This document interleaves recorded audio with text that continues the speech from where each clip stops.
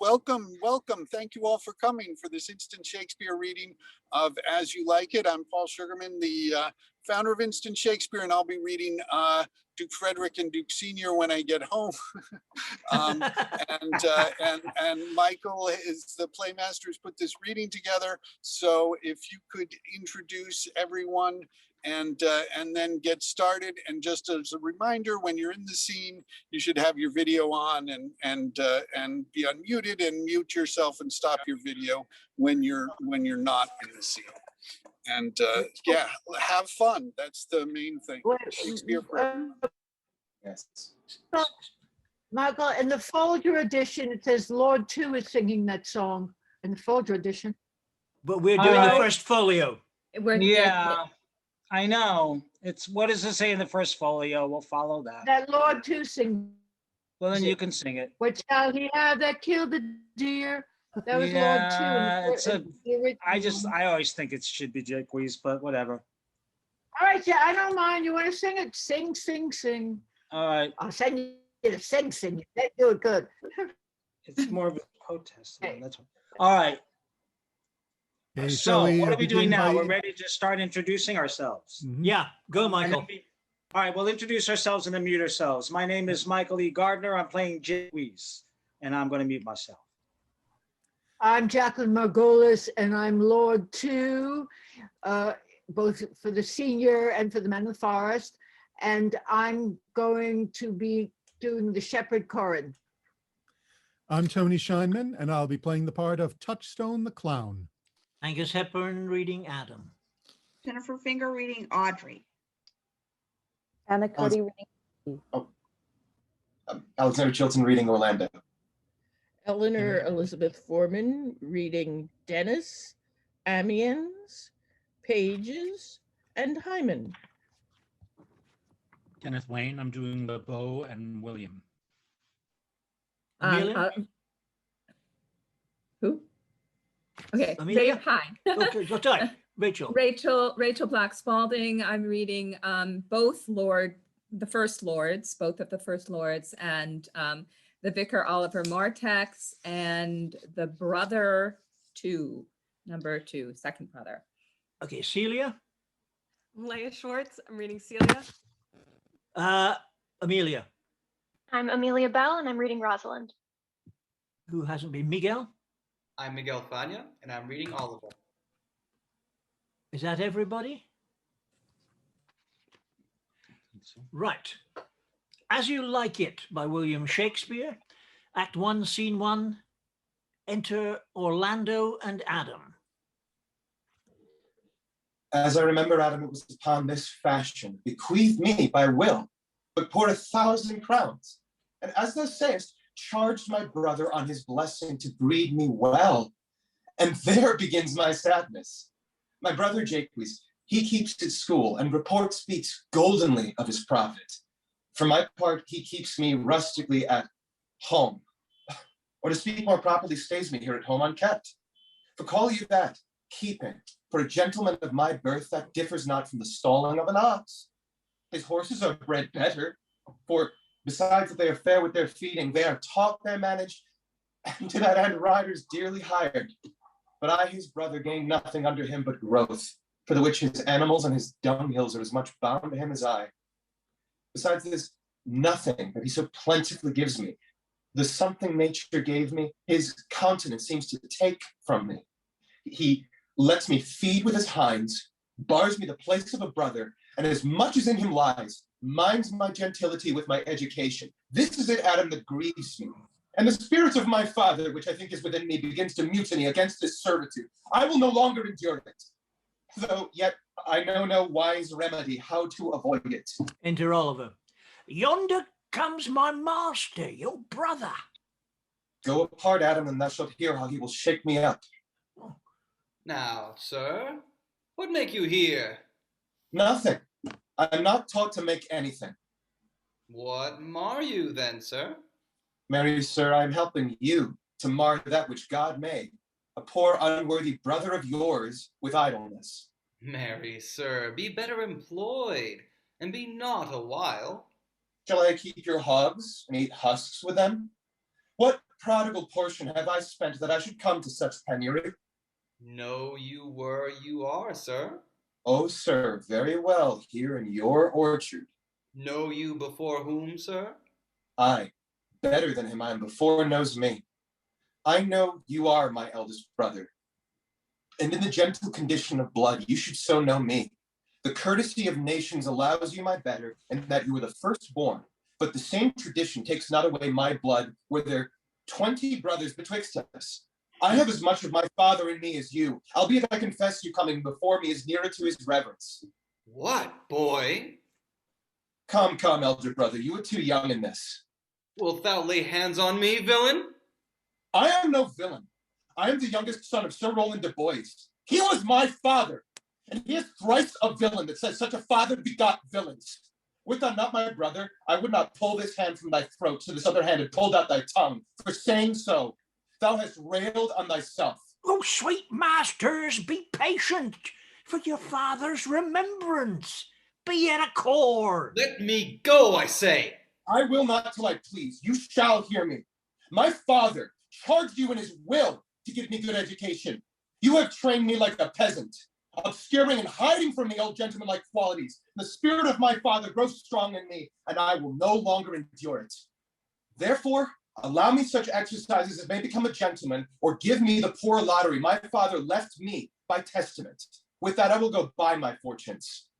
And what wilt thou do? Beg when that is spent? Well, sir, get you in. I will not long be troubled with you. You shall have some part of your will. I pray you, leave me. I will no further offend you than becomes me for my good. Get you with him, you old dog. All right, old dog, my reward. Most true, I've lost my teeth in your service. God be with my old master. He would not have spoke such a word. Orlando and Adam exit. Is it even so? Begin you to grow up on me? I will physic your rankenness, and yet give no 1,000 crowns neither. Holla, Dennis! Dennis enters. Eleanor? Dennis? Dennis has entered. Yes. Page 4. Bottom. Oh dear. Holla, Dennis! One moment, sir. Sure thing, Dennis. Caused your worship? Was not Charles, the Duke's wrestler, here to speak with me? So please you, he is here at the door and importunes access to you. Call him in. 'Twill be a good way. And tomorrow the wrestling is. Charles enters. Good morrow to your worship. Can you hear me? Oh, yes. Good, Monsignor Charles. What's the new news at the new court? There's no news at the court, but the old news. That is, the old Duke is banished by his younger brother, the new Duke, and 3 or 4 loving lords have put themselves into voluntary exile with him, whose lands and revenues enrich the new Duke. Therefore, he gives them good leave to wander. Can you tell if Rosalind, the Duke's daughter, be banished with her father? Oh, no. For the Duke's daughter, her cousin, so loves her, being ever from their cradles bred together, that she would have followed her exile or have died to stay behind her. She is at the court, and no less beloved of her uncle than his own daughter, and never two ladies loved as they do. Where will the old Duke live? They say he is already in the forest of Arden, and a many merry men with him, and there they live, like the old Robin Hood of England. And they say many young gentlemen flock to him every day, and fleet the time carelessly, as they did in the golden world. What? You wrestle tomorrow before the new Duke? Marry, do I, sir? And I came to acquaint you with a matter.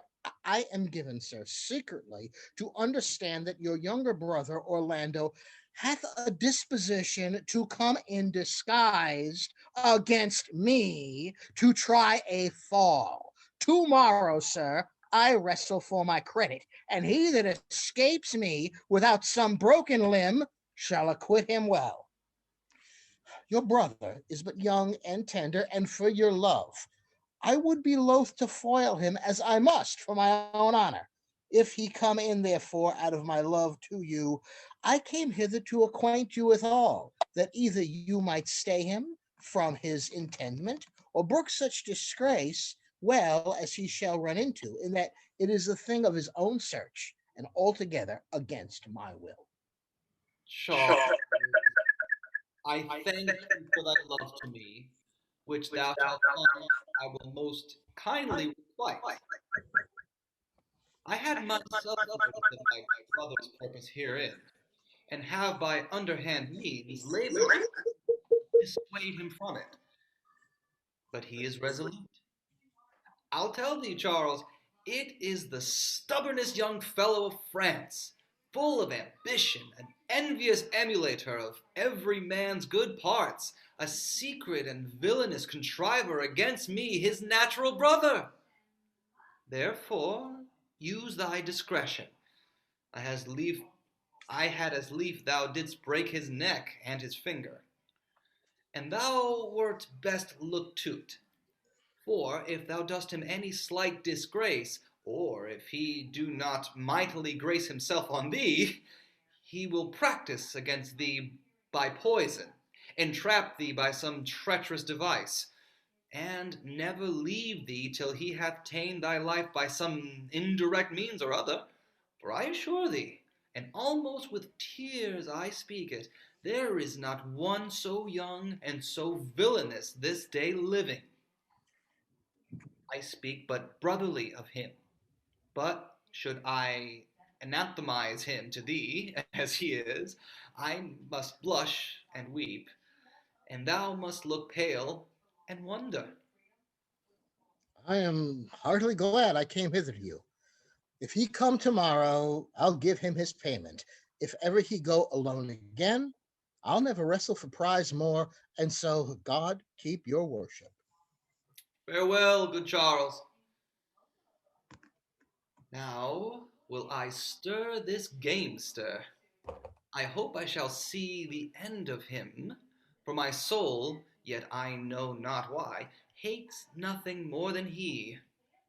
Yet he's gentle, never schooled, and yet learned, full of noble device, of all sorts enchantingly beloved, and indeed so much in the heart of the world, and especially of my own people, who best know him, that I am altogether misprized. But it shall not be so long. This wrastler shall clear all. Nothing remains but that I kindle the boy thither, which now. And he exits. Act 1, Scene 2, enter Rosalind and Celia. Hey thee, Rosalind, sweet my coz, be merry. Dear Celia, I show more mirth than I am mistress of, and would you yet were merrier. Unless you could teach me to forget a banished father, you must not learn me how to remember any extraordinary pleasure. Herein I see thou lovest me not with the full weight that I love thee. If my uncle, thy banished father, had banished thy uncle to my father, so thou hadst been with me, I could have taught my love to take thy father for mine. So wouldst thou if the truth of thy love to me were so righteously tempered as mine is to thee. Well, I will forget the condition of my estate to rejoice in yours. You know my father hath no child, but I, nor none is like to have. And truly, when he dies, thou shalt be his heir. For what he hath taken away from thy father perforce, I will render thee again in affection. By mine honor, I will. And when I break that oath, let me turn monster. Therefore, my sweet Rose, my dear Rose, be merry. From henceforth I will, coz, and devise sports. Let me see. What think you of falling in love? Ooh, marry, I prithee do, to make sport withal. But love no man in good earnest, nor no further in sport neither, than with safety of a pure blush thou mayst in honor come off again. What shall be our sport then?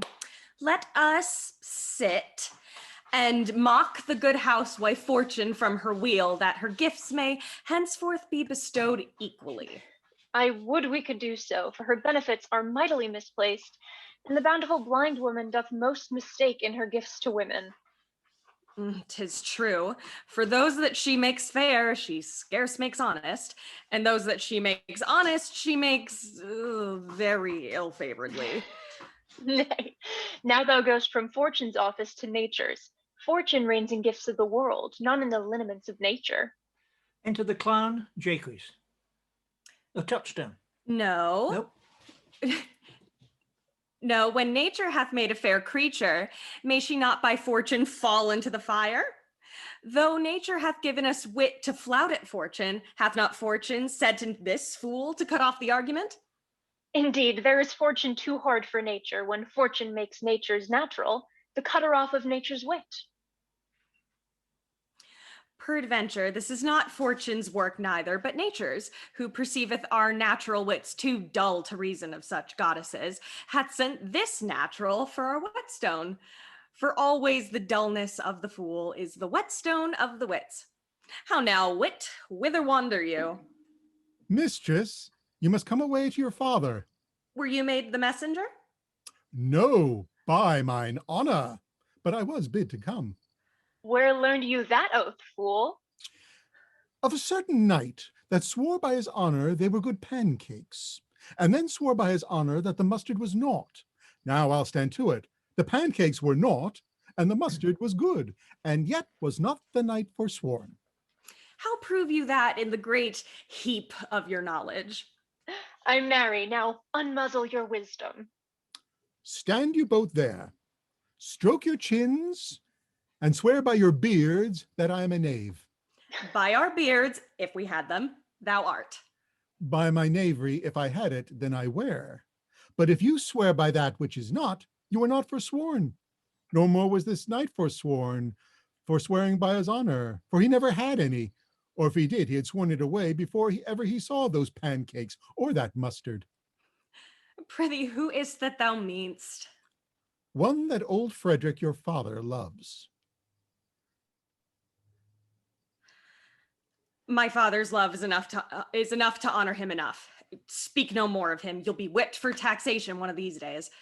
Ah, more the pity that fools may not speak wisely what wise men do when wise men do foolishly. By my troth thou say'st true, for since the little wit that fools have was silenced, the little foolery that wise men have makes a great show. Here comes Monsieur Lebeau. Enters Lebeau. With his mouth full of news. Which he will put in us as pigeons feed their young. Then shall we be news crammed. All the better. We shall be the more marketable. Oh, bonjour, Monsieur Lebeau. What's the news? Fair princess, you have lost much good sport. Sport? Of what color? What color, madam? How shall I answer you? As wit and fortune will. Or as the destinies decree. Well said. That was laid on with the trowel. Nay, if I keep not my rank. Thou losest thy ill smell.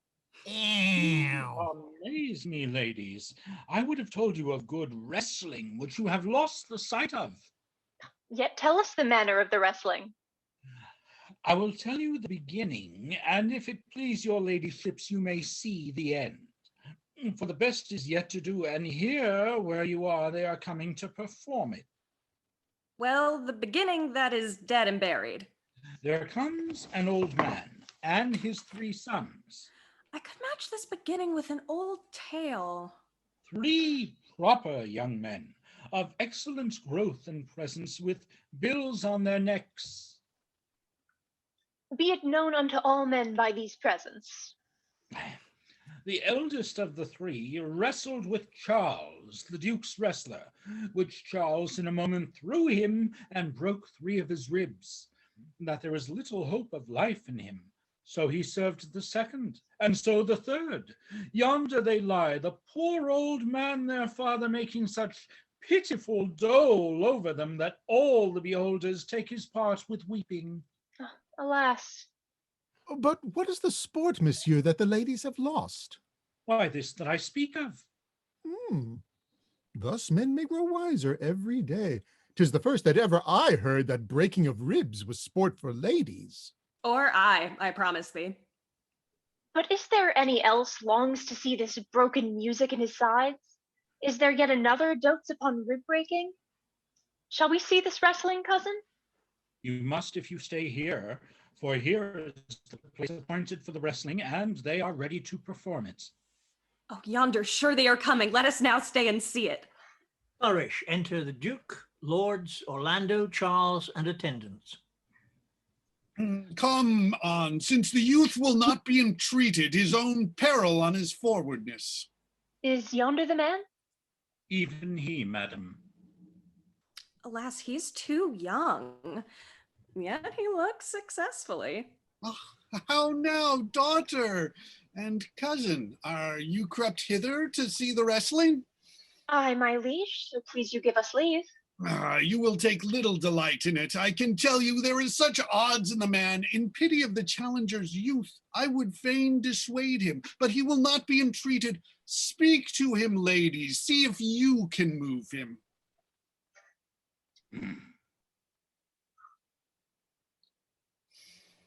Leah?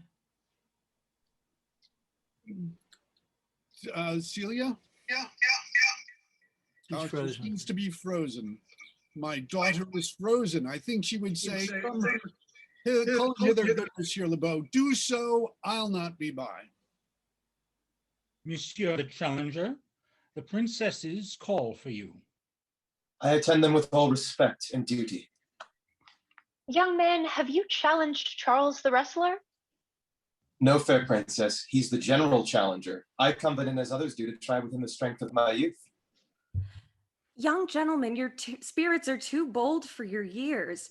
You've seen cruel proof of this man's strength.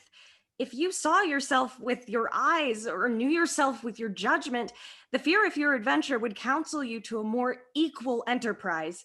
We pray you, for your own sake, to embrace your own safety and give over this attempt. Do, young sir, your reputation shall not therefore be misprized. We will make it our suit to the Duke that the wrestling might not go forward. I beseech you, punish me not with your hard thoughts. Wherein I confess me much guilty to deny so fair and excellent ladies anything. But let your fair eyes and gentle wishes go with me to my trial, wherein, if I be foiled, there's but one shamed that was never gracious. If killed, but one dead that is willing to be so. I shall do my friends no wrong, for I have none to lament me, the world no injury, for in it I have nothing. Only in the world I fill up a place, which may be better supplied when I've made it empty. The little strength I have, I would it were with you. And mine to eke out hers. Fare you well. Pray heaven I be deceived in you. Your heart's desires be with you. Come! Where is this young gallant that is so desirous to lie with his mother earth? Ready, sir, but his will hath into more modest working. You shall try but one fall. No, I warrant your grace, you shall not entreat him to a second that have so mightily persuaded him from a first. You mean to mock me after. You should have not have mocked me before, but come your ways. Now Hercules be thy speed, young man. I would I were invisible to catch the strong fellow by the leg. And they wrestle. Oh, excellent young man. If I had a thunderbolt in mine eye, I can tell who should down. The watchers shout. No more, no more. Yes, I beseech your grace, I'm not yet well breathed. How dost thou, Charles? He cannot speak, my lord. Well, bear him away. What is thy name, young man? Orlando, my liege, the youngest son of Sir Roland de Boys. I would thou hadst been son to some man else. The world esteemed thy father honorable, but I did find him still mine enemy. Thou shouldst have pleased me better with this deed, hadst thou descended from another house. But fare thee well, thou art a gallant youth. I would thou hadst told me of another father. And the Duke exits. Were I my father, cuz, would I do this? I am more proud to be Sir Roland's son, his youngest son, and would not change that calling to be adopted heir to Frederick. My father loved Sir Roland as his soul, and all the world was of my father's mind. Had I before known this young man, his son, I should have given him tears unto entreaties, ere he should thus have ventured. Gentle cousin, let us go thank him and encourage him. My father's rough and envious disposition sticks me at heart. Sir, you have well deserved. If you do keep your promises in love, but justly, as you have exceeded all promise, your mistress shall be happy. Gentlemen, wear this for me. One out of suits with fortune that could give more, but that her hand lacks means. Shall we go, cuz? Aye. Fare you well, gentlemen. And she exits. Can I not say thank you? My better parts are all thrown down, and that which here stands up is but a quintain, a mere lifeless block. He calls us back. My pride fell with my fortunes. I'll ask him what he would. Did you call, sir? Sir, you have wrestled well and overthrown more than your enemies. Will you go, cuz? Have with you. Fare you well. And she exits. What passion hangs these weights upon my tongue? I cannot speak to her, yet she urged conference. LeBeau enters. Oh, poor Orlando, thou art overthrown. Or Charles, or something weaker masters thee? Good sir, I do in friendship counsel you to leave this place. Albeit you have deserved high commendation, true applause and love, yet such is now the Duke's condition that he misconstrues all that you have done. The Duke is humorous. What he is indeed more suits you to conceive than I to speak of. I thank you, sir. And pray you, tell me this. Which of the two was daughter of the Duke that he was at the wrestling? Neither his daughter, if we judge by manners, but yet indeed the smaller is his daughter.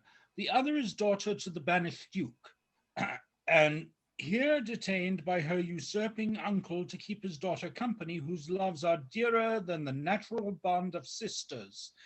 But I can tell you that of late this Duke hath ta'en displeasure against his gentle niece, grounded upon no other argument but that the people praise her for her virtues and pity her for her good father's sake.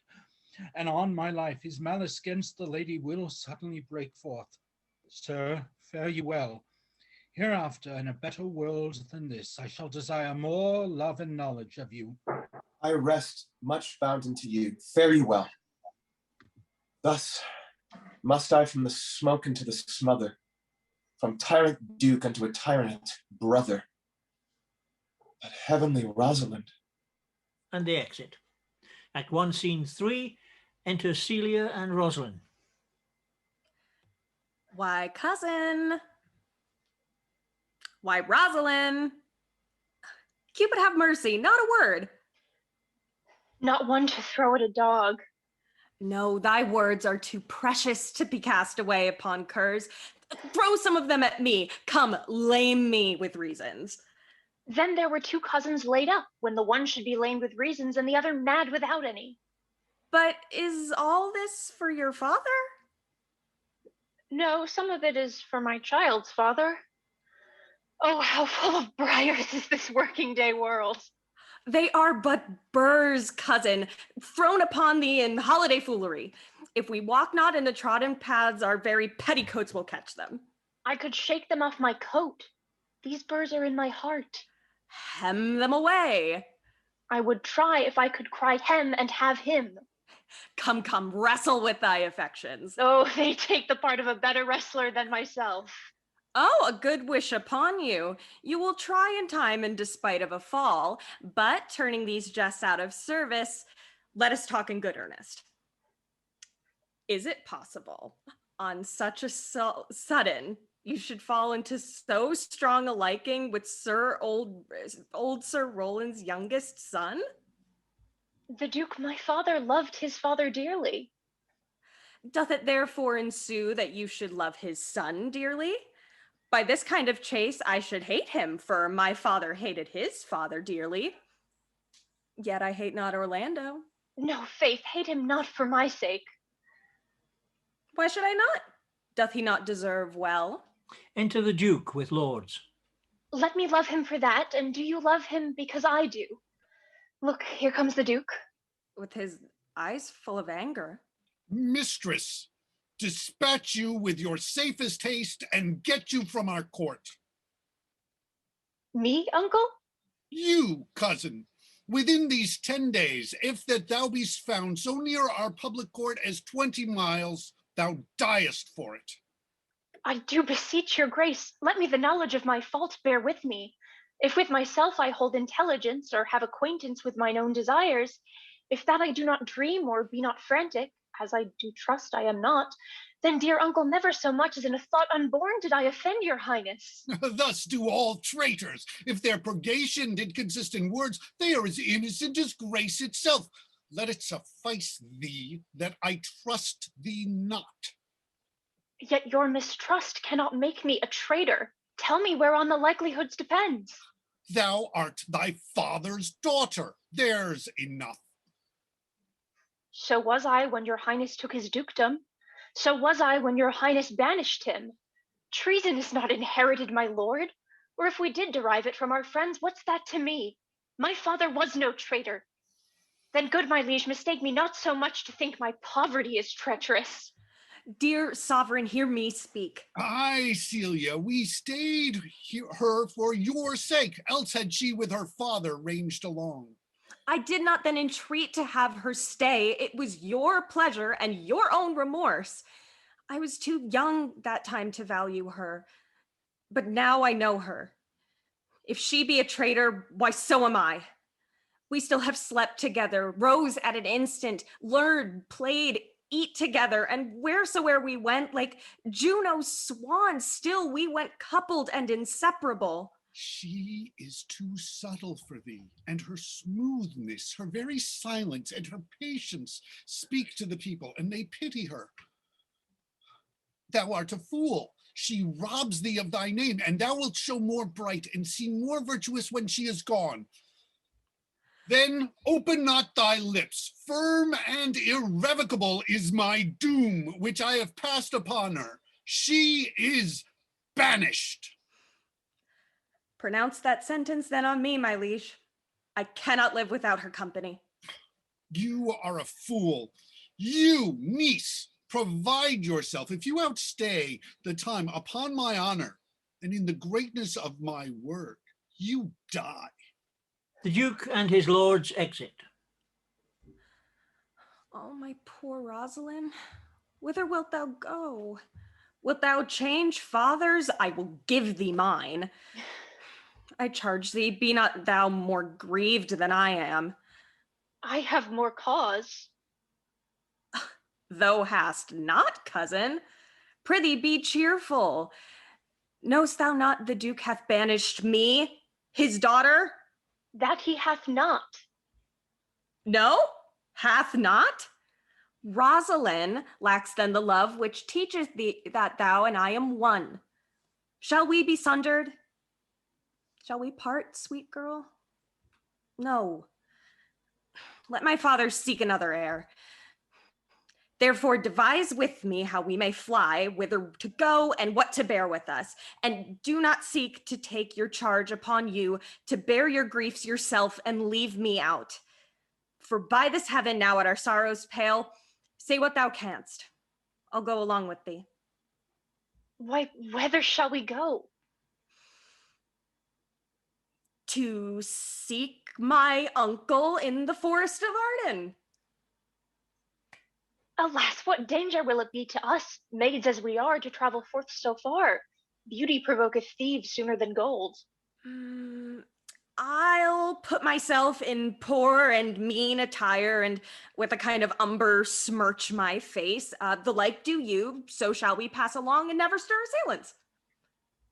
Were it not better, because I am more than common tall, that I did suit me all points like a man, a gallant curtle-axe upon my thigh, a boar spear in my hand, and in my heart lie there what hidden woman's fear there will.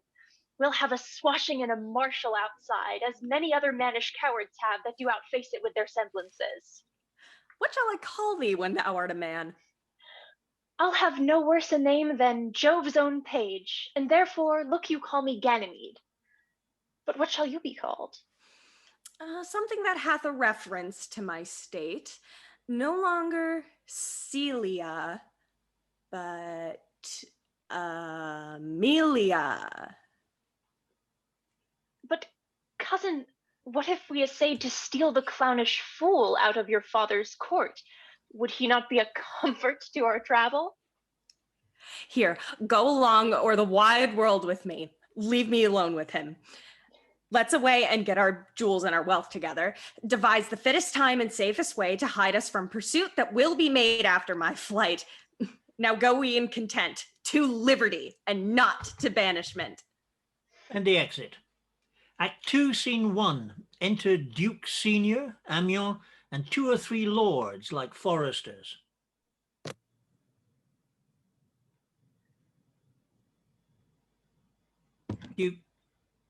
Duke Senior. Yes, Duke Senior. Now, my co-mates and brothers in exile, hath not old custom made this life more sweet than that of painted pomp? Are not these woods more free from peril than the envious court? Here feel we not the penalty of Adam, the seasons different as the icy fang and churlish chiding of a winter's wind, which when it bites and blows upon my body, even till I shrink with cold, I smile and say, this is no flattery. These are counselors that feelingly persuade me what I am. Sweet are the uses of adversity, which like the toad, ugly and venomous, wears yet a precious jewel in his head. And this, our life, exempt from public haunt, finds tongues in trees, books in the running brooks, sermons in stones, and good in everything. I would not change it. Happy is your grace that can translate the stubbornness of fortune into so quiet and so sweet a style. Come, shall we go and kill us venison? And yet it irks me that the poor dappled fools, being native burghers of this desert city, should in their own confines with forked heads have their round haunches gored.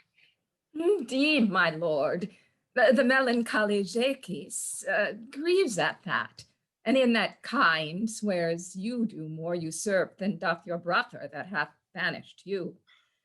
Today, my lord of Amiens and myself did steal behind him as he lay along under an oak, whose antique roots peeps out upon the brook that brawls along this wood, to the which place a poor sequestered stag that from the hunter's aim had ta'en hurt, did come to languish. And indeed, my lord, the wretched animal heaved forth such groans that their discharge did stretch his leathering coat almost to bursting, and the big round tears coursed one another down his innocent nose in piteous chase.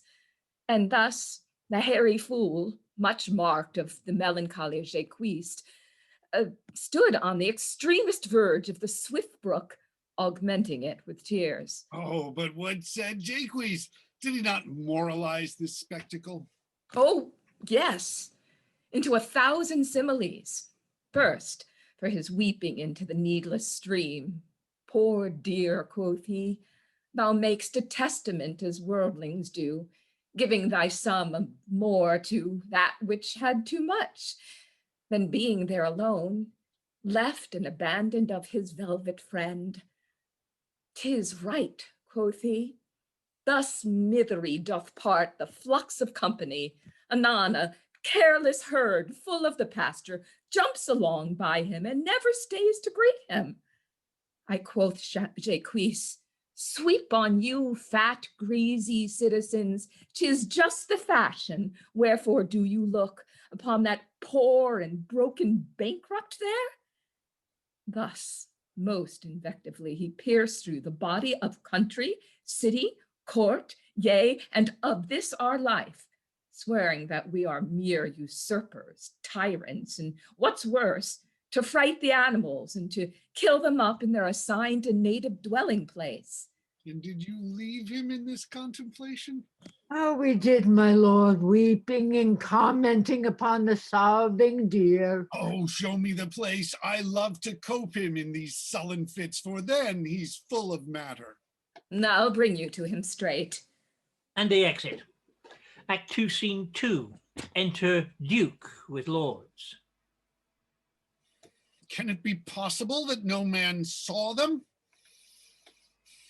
It cannot be. Some villains of this court are of consent and sufferance in this.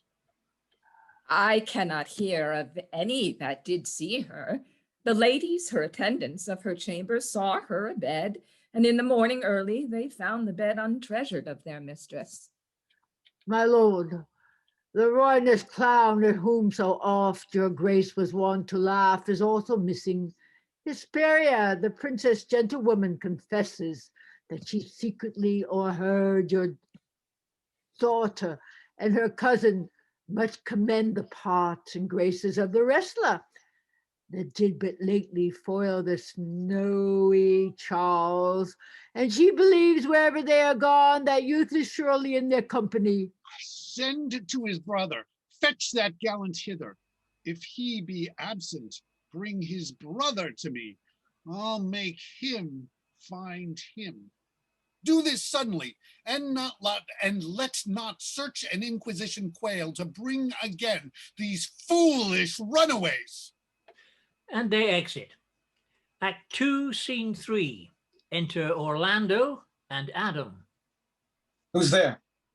Yeah, what, my young master? Oh, my gentle master. Oh, my sweet master. Oh, you memory of old Sir Rowland. Why, what make you here? Why are you virtuous? Why do people love you? And wherefore are you gentle, strong, and valiant? Why would you be so fond to overcome the bonny prizer of the humorous duke? Your praise is come too swiftly home before you. Know you not, master, to seem kind of men, their graces serve them but as enemies, no more do yours. Your virtues, gentle master, are sanctified and holy traitors to you. Oh, what a world this is, when what is comely envenoms him that bears it. Why? What's the matter? Oh, unhappy youth. Oh, come not within these doors, within this roof, the enemy of all your graces lives, your brother. No, no, brother, yet the son, yet not the son. I will not call him son. Of him I was about to call his father. Hath heard your praises, and this night he means to burn the lodging where you used to lie, and you within it. If he fail of that, he will have other means to cut you off. I overheard him and his practices. This is no place. This house is but a butchery. Abhor it, fear it, do not enter it. Why, whether, Adam, wouldst thou have me go? Oh, no matter whether, so you come not here. What, wouldst thou have me go and beg my food? Or with a base and boisterous sword enforce a thievish living on the common road? This must I do, or know not what to do. Yet this I will not do how I can. I rather will subject me to the malice of a diverted blood and bloody brother. Oh, but do not so. I have 500 crowns, the thrifty hire I saved under your father, which I did store to be my foster nurse when service should in my old limbs lie lame, and unregarded age in corners thrown. Take that, and he that doth the ravens feed, yet providently caters for the sparrow. Be comfort to my age. Here is the gold. All this I give you. Let me be your servant. Oh, though I look old, yet I am strong and lusty. For in my youth I never did apply hot and rebellious liquors in my blood, nor did not with unbashful forehead woe the means of weakness and debility. Therefore my age is as a lusty winter, frosty but kindly. Let me go with you. I'll do the service of a younger man in all your business and necessities. Oh, good old man, how well in thee appears the constant service of the antique world. When service sweat for duty, not for me, thou art not for the fashion of these times, where none will sweat but for promotion, and having that do choke their service up, even with the having, it is not so with thee. But poor old man, thou prunest a rotten tree that cannot so much as a blossom yield in lieu of all thy pains and husbandry. But come thy ways, we'll go along together. And ere we have thy youthful wages spent, we'll light upon some settled low content. Oh, master, go on, and I will follow thee to the last gasp with truth and loyalty. From 70 years till now almost fourscore here lived I, but now live here no more. At 17 years many their fortunes seek, but at fourscore it is too late a week. Yet fortune cannot recommence me better than to die well, and not my master's debtor. And they exit. Act 2, Scene 4. Enter Rosalind as Ganymede, Celia for Aliena, and Clown alias Touchstone. Oh, Jupiter, how merry are my spirits! Oh, I care not for my spirits if my legs were not weary. I could find in my heart to disgrace my man's apparel and to cry like a woman. But I must comfort the weaker vessel, as doublet and hose ought to show it, self-courageous to petticoat. Therefore, courage, good Aliena. I pray you bear with me. I cannot go no further. Oh, for my part, I had rather bear with you than bear you. Yet I should bear no cross if I did bear you, for you, I think, have no money in your purse. Well, this is the forest of Arden. Aye, now am I in Arden. The more fool I. When I was at home, I was in a better place. But travelers must be content. Enter Corin and Silvius. Aye, be so good, Touchstone. Look you, who comes here? A young man and an old in solemn talk. That is the way to make her scorn you still. Oh, Corinne, that thou knewest how I do love her. Oh, I partly guess, for I have loved before now. No, Corinne, being old, thou canst not guess. Though in thy youth thou wast as true a lover as ever sighed upon a midnight pillow. But if thy love were ever like to mine, as sure I think did never man love so, how many actions most ridiculous hast thou been drawn to by thy fantasy? Into 1,000 that I have forgotten. Oh, thou didst then ne'er love so heartily. If thou rememberest not the slightest folly that ever love did make thee run into, thou hast not loved. Or if thou hast not sat as I do now, wearying thy hearer in thy mistress' praise, thou hast not loved. Or if thou hast not broke from company abruptly, as my passion now makes me, thou hast not loved. Oh, Phoebe, Phoebe, Phoebe. And Sylvanus exits. Alas, poor shepherd, searching of they wood, I have by hard adventure found mine own. And I mine. I remember when I was in love. I broke my sword upon a stone and bid him take that for coming a night to Jane's smile. And I remember the kissing of her butter and the cow's dugs that her pretty chopped hands had milked. And I remember the wooing of a peace god instead of her, from whom I took 2 cods, and giving her them again, said with weeping tears, wear these for my sake. We that are true lovers run into strange capers, but as all is mortal in nature, so is all nature and love mortal in folly. Thou speakst wiser than thou art ware of. Nay, I shall ne'er be ware of mine own wit till I break my shins against it. Jove, Jove, this shepherd's passion is much upon my fashion. And mine, though it grows something stale with me. I pray you, one of you question young man, if he for gold will give us any food. I faint almost to death. Hola, you clown! Peace, fool, he's not thy kinsman. Who calls? Your betters, sir. Yes, are they very wretched? Peace, I say. Good even to your friend. And to you, gentle sir, and to you all. I prithee, shepherd, if that love or gold can in this desert place buy entertainment, bring us where we may rest ourselves and feed. Here's a young maid with travel much oppressed and faints for succor. Oh, fair sir, I pity her, and wish for her sake more than for mine own. My fortunes were more able to relieve her, but I am shepherd to another man, and do not shear the fleeces that I graze.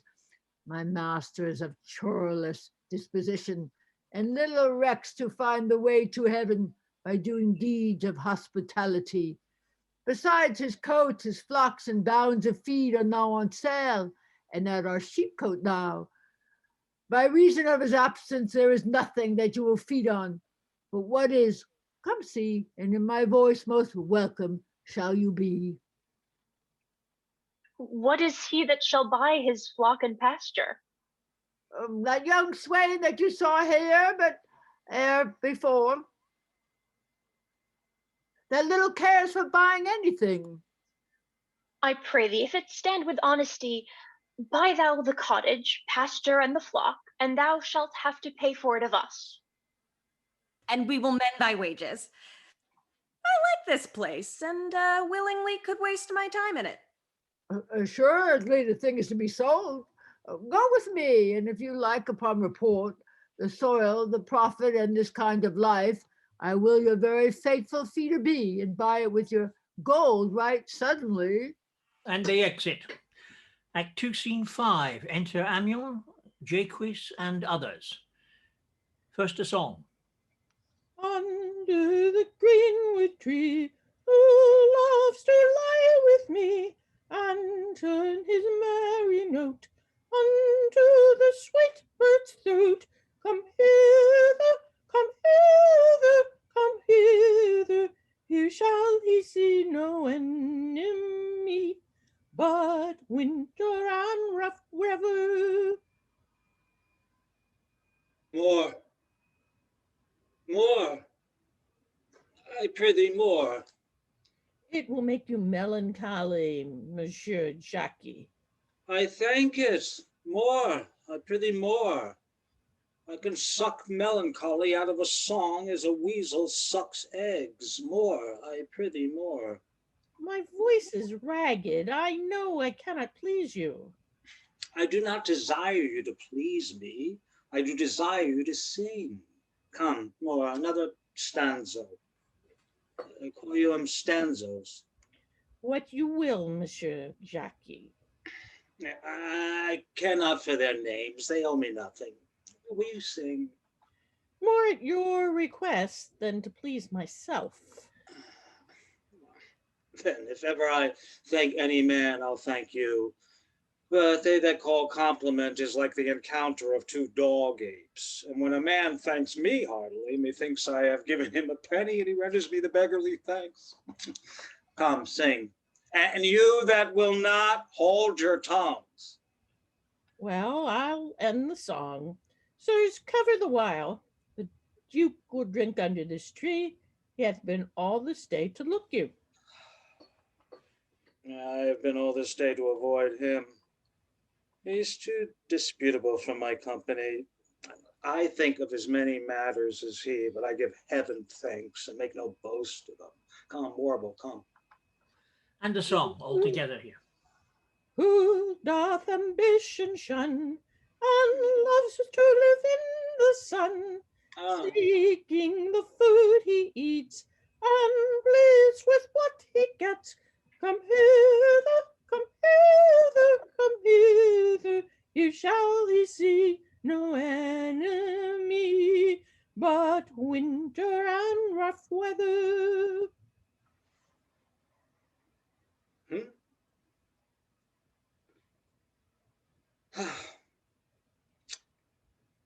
I'll give you a verse to this note that I made yesterday in despite of my invention. And I'll sing it. Thus it goes.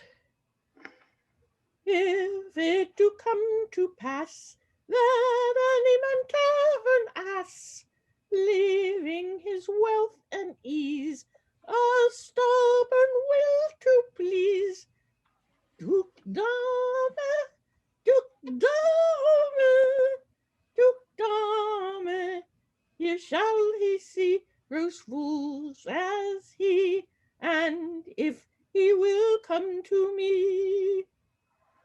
What's that Duke Dame? Just a Greek invocation to call fools into a circle. I'll go sleep if I can. If I cannot, I'll rail against all the firstborn of Egypt. And I'll go seek the Duke. His banquet is prepared. And the exit. Act 2, Scene 6. Enter Orlando and Adam. Ah, dear master, oh, I can go no further. Oh, I die for food. Here lie I down and measure out my grave. Oh, farewell, kind master. Why, how now, Adam? No greater heart in thee? Live a little, comfort a little, cheer thyself a little. If this uncouth forest yield anything savage, I will either be food to it or bring it food to thee. Thy conceit is nearer death than thy powers. For my sake, be comfortable. Hold death a while at the arm's end. I will be here with thee presently. And if I bring thee not something to eat, I will give thee leave to die. But if thou diest before I come, thou art a mocker of my labor. Well said. Thou lookst cheerly, and I'll be with thee quickly. Yet thou liest in the bleak air. Come, I will bear thee to some shelter, and thou shalt not die for lack of a dinner, if there live anything in this desert. Cheerly, good Adam. And they exit. Act 2, Scene 7. Enter Duke Senior and Lords, like outlaws. I think he be transformed into a beast, for I can nowhere find him like a man. My lord, he is but even now gone hence. Here was he merry, hearing of a song. If he compact of jars grow musical, we shall shortly have discord in the spheres. Go seek him, tell him I would speak with him. Enter Jaques. He saves my labor by his own approach. Oh, why, how now, monsieur? What a life is this, that your poor friends must woo your company? What, you look merrily. A fool! A fool! I met a fool in the forest, a motley fool, a miserable world. As I do live by food, I met a fool who laid him down and basked him in the sun and railed on Lady Fortune in good terms, in good set terms, and yet a motley fool. Good morrow, fool, quoth I. No, sir, quoth he, call me not fool till heaven hath sent me fortune.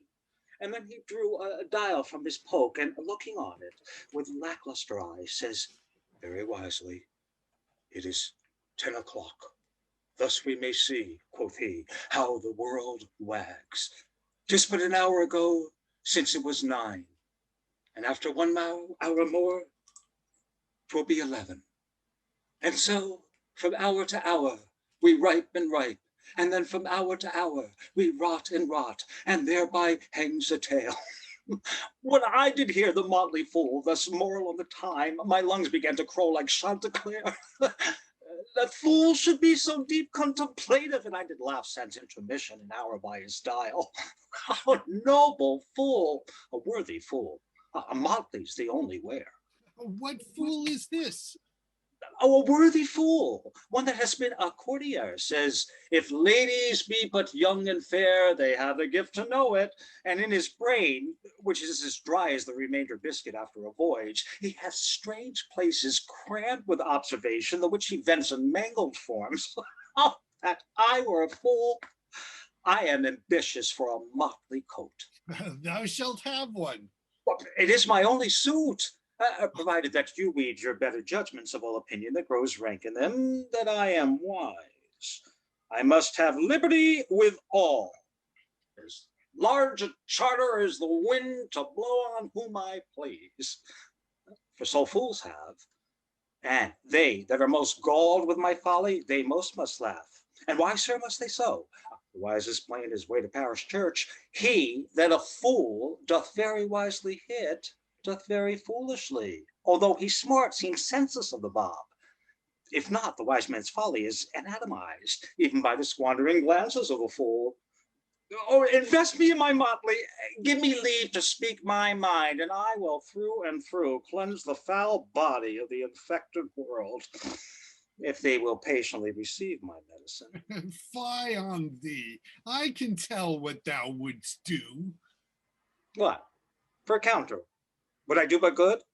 A most mischievous foul sin in chiding sin, for thou thyself hast been a libertine, as sensual as the brutish sting itself, and all the embossed sores and headed evils that thou with license of free foot hast caught, wouldst thou disgorge unto the general world?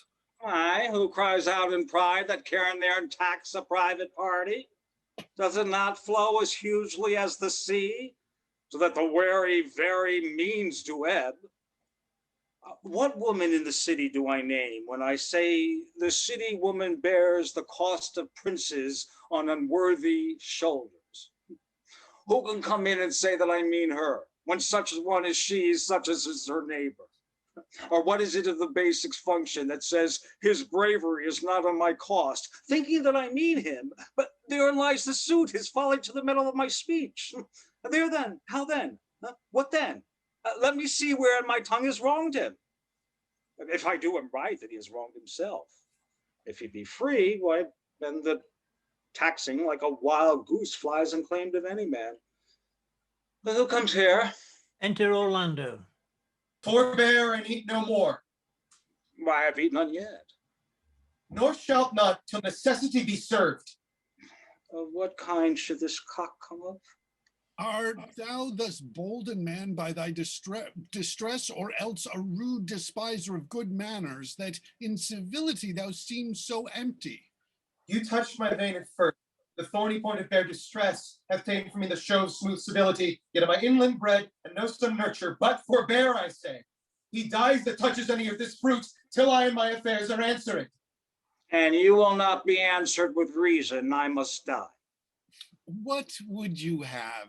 Your gentleness shall force more than your force move us to gentleness. I almost die for food, and let me have it. Well, sit down and feed, and welcome to our table. Speak you so gently? Pardon me, I pray you. I thought that all things had been savage here, and therefore put I on the countenance of stern commandments. But whate'er you are, that in this desert inaccessible under the shade of melancholy boughs, lose and neglect the sleeping hours of time, if ever you have looked on better days, if ever been where bells have knolled to church, if ever sate at any good man's feast, if ever from your eyelids wiped a tear and know what 'tis to pity and be pitied, let gentleness my strong enforcement be, in the which hope I blush and hide my sword. True is it that we have seen better days, and have with holy bell been knolled to church, and sat at good men's feasts, and wiped our eyes of drops that sacred pity hath engendered. And therefore sit you down in gentleness, and take upon command what help we have, that to your wanting may be ministered. Then but forbear your food a little whiles like a doe I go to find my fawn and give it food. There is an old poor man who after me hath many a weary step limped in pure love. But till he be first sufficed, oppressed with two weak evils, age and hunger, I will not touch a bit. We'll go find him out, and we will nothing waste till you return. I thank you, and be blessed for your good comfort. Thou seest, we are not all alone unhappy. This wide and universal theater presents more woeful pageants than the scene wherein we play in. All the world's a stage, and all the men and women merely players. They have their exits and their entrances, and one man in his time plays many parts, his act being 7 ages. At first, the infant, mewling, puking in the nurse's arms. Then the whining schoolboy with his satchel and shining morning face, creeping like snail unwillingly to school. Then the lover, sighing like furnace with a woeful ballad, made to his mistress' eyebrow. And a soldier, full of strange oaths, bearded like the pard, jealous in honor, sudden, quickened quarrel, seeking the bubble reputation even in the cannon's mouth. And then the justice, fair round belly, with good capon line, with eyes severe, beard of formal cut, full of wise saws and modern instances. So he plays his part. The 6th age slips into the lean and slippered pantaloon, with spectacles on nose and pouch on side. His youthful hose well saved, a world too wide for his shrunk shack. And his big manly voice turning again toward childish treble pipes and whistles in his sound. Last scene of all, that ends this strange, eventful history, is second childishness, mere oblivion. Sans teeth, sans eyes, sans taste, sans everything. Enter Orlando with Adam. Welcome. Sit down, your venerable burden, and let him feed. Thank you most for him. So had you need. I scarce can speak to thank you for myself. Welcome. Fall to. I will not trouble you as yet to question you about your fortunes. Give us some music, and good cousin, sing. Good cousin, amiens. Amiens. Blow, Blow, blow, thou winter wind, thou art not so unkind as man's ingratitude. Thy tooth is not so keen, because thou art not seen, although thy breath be rude, thy breath be rude. Sing, sing, hi-ho, sing, hi-ho, unto the green holly. Most friendship is feigning, most loving mere folly. Then hi-ho the holly, this life is most jolly. Freeze, freeze, thou bitter sky, that doth not bite so nigh as benefits forgot. Thou the water warp, thy sting is not so sharp as friend remembered not, remembered not. Sing, sing, hi-ho, sing, hi-ho, unto the green holly. Most friendship is feigning, most loving mere folly. Then hi-ho the holly, this life is most jolly. Hi-ho, hi-ho. if that you were the good Sir Roland's son, as you have whispered faithfully you were, and as mine eyes doth his effigies witness, most truly limbed and living in your face, be truly welcome hither.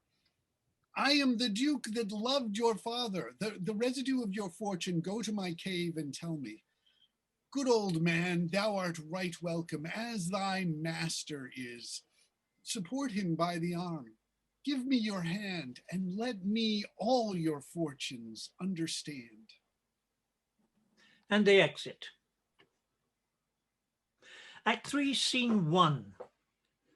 Enter the Duke, Lords, and Oliver.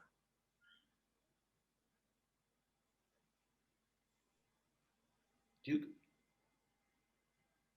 Not seen him since, sir, that cannot be. But were I not the better part made mercy, I should not seek an absent argument of my revenge, thou present. But look to it. Find out thy brother, wheresoe'er he is, seek him with candle, bring him dead or living, within this 12-month, or turn thou no more to seek a living in our territory. Thy lands and all things that thou dost call thine worth seizure do we seize into our hands, till thou canst quit thee by thy brother's mouth of what we think against thee. Oh, that your highness knew my heart in this.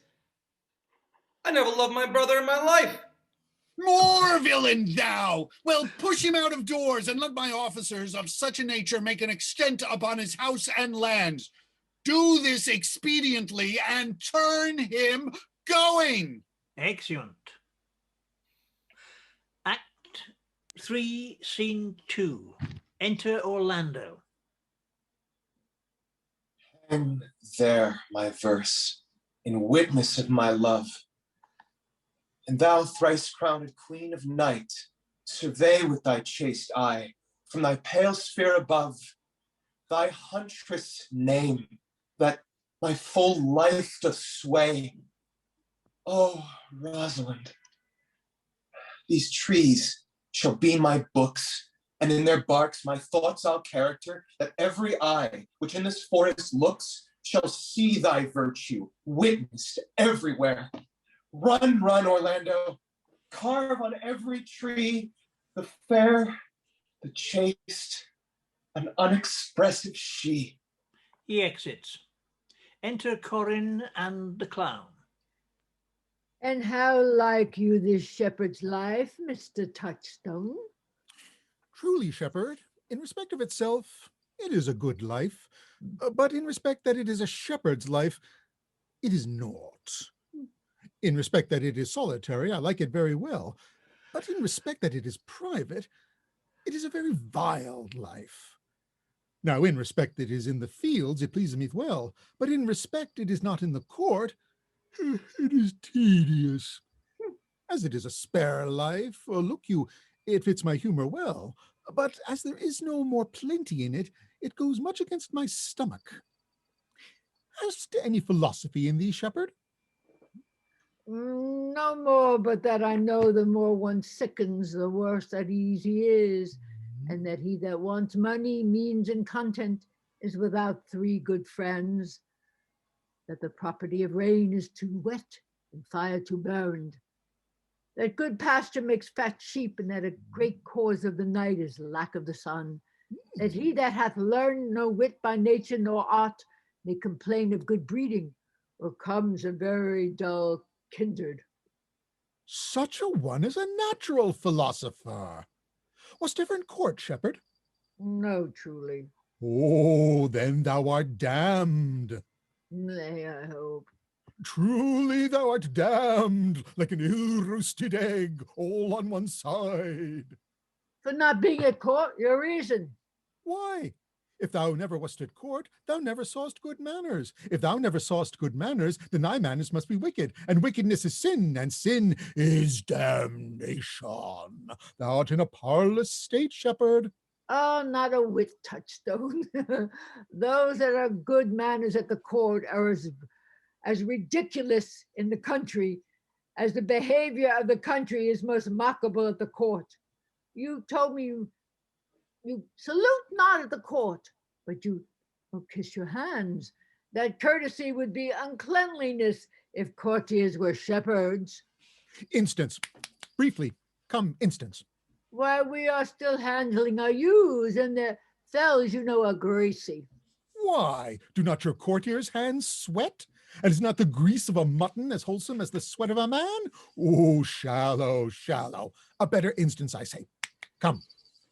Besides, our hands are hard. Your lips will feel them the sooner. Shallow again. A more sounder instance. Come.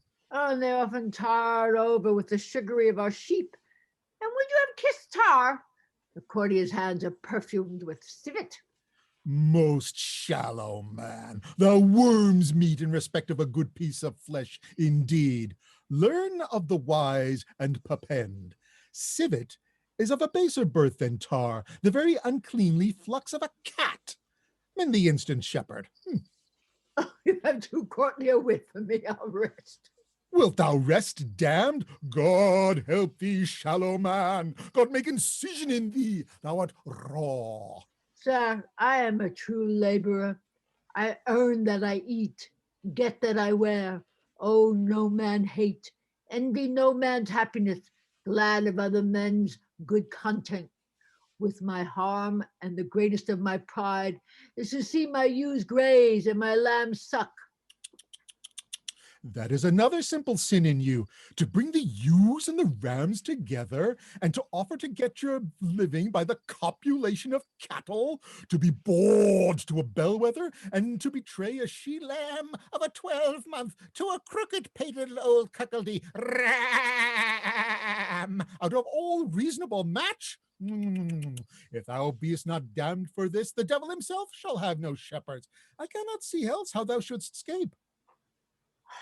Here comes yon Mr. Ganymede, my new mistress's brother. Enter Rosalind.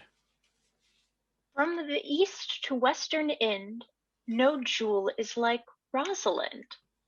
Her worth being mounted on the wind, through all the world bears Rosalind. All the pictures fairest lind are but black to Rosalind. Let no face be kept in mind but the fair of Rosalind. I'll rhyme you so 8 years together, dinners and suppers and sleeping hours accepted. It is the right butter woman's rank to market. Out, fool. For a taste. If a heart do lack a hind, let him seek out Rosalind. If the cat will after kind, so be sure will Rosalind. Wintered garments must be lined, so must slender Rosalind. They that reap must sheaf and bind, so then to cart with Rosalind. Sweetest nut hath sourest rind, such a nut is Rosalind. He that sweetest rose will find must find love's prick and Rosalind. This is the very false gallop of verses. Why do you infect yourself with them? Peace, you dull fool. I found them on a tree. Oh, truly the tree yields bad fruit. I'll graph it with you, and then I shall graph it with a meddler, and then it will be the earliest fruit in the country. For you'll be rotten ere you be half ripe, and that's the right virtue of the meddler. You have said, but whether wisely or no, let the forest judge. Enter Celia with a writing. Peace, here comes my sister reading. Stand aside. Why should this desert be? For is it unpeopled? No. Tongues I'll hang on every tree that shall civil sayings show. Some how brief the life of man runs his erring pilgrimage, that the stretching of a span buckles in his sum of age. Some of violated vows twixt the souls of friend and friend, but upon the fairest boughs, or at every sentence end, will I Rosalinda write, teaching all that read to know the quintessence of every sprite heaven would in little show.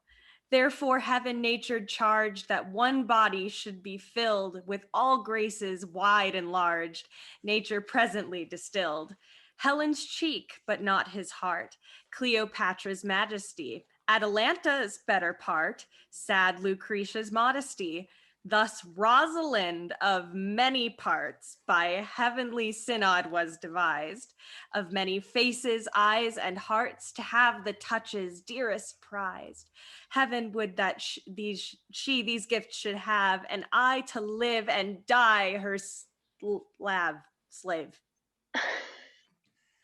O most gentle Jupiter, what tedious homily of love have you wearied your parishioners withal, and never cried, have patience, good people. How now back, friends? Shepherd, go off a little. Go with him, Sarah. Come, shepherd, let us make an honorable retreat, though not with bag and baggage, yet with scrip and scrippage. Shepherd and clown exit. Didst thou hear these verses? Oh yes, I heard them all, and more too, for some of them had more feet than the verses would bear.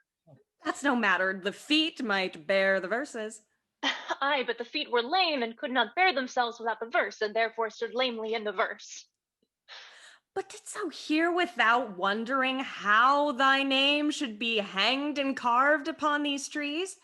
I was 7 of the 9 days out of the wonder before you came. For look here what I found on a palm tree. I was never so brimmed since Pythagoras' time that I was an Irish rat, which I can hardly remember. Trow you who hath done this? Is it a man?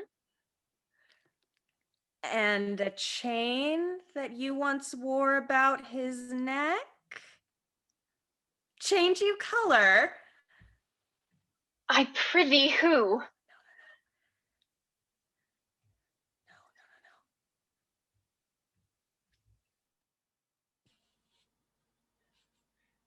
Celia's frozen. Give her a sec.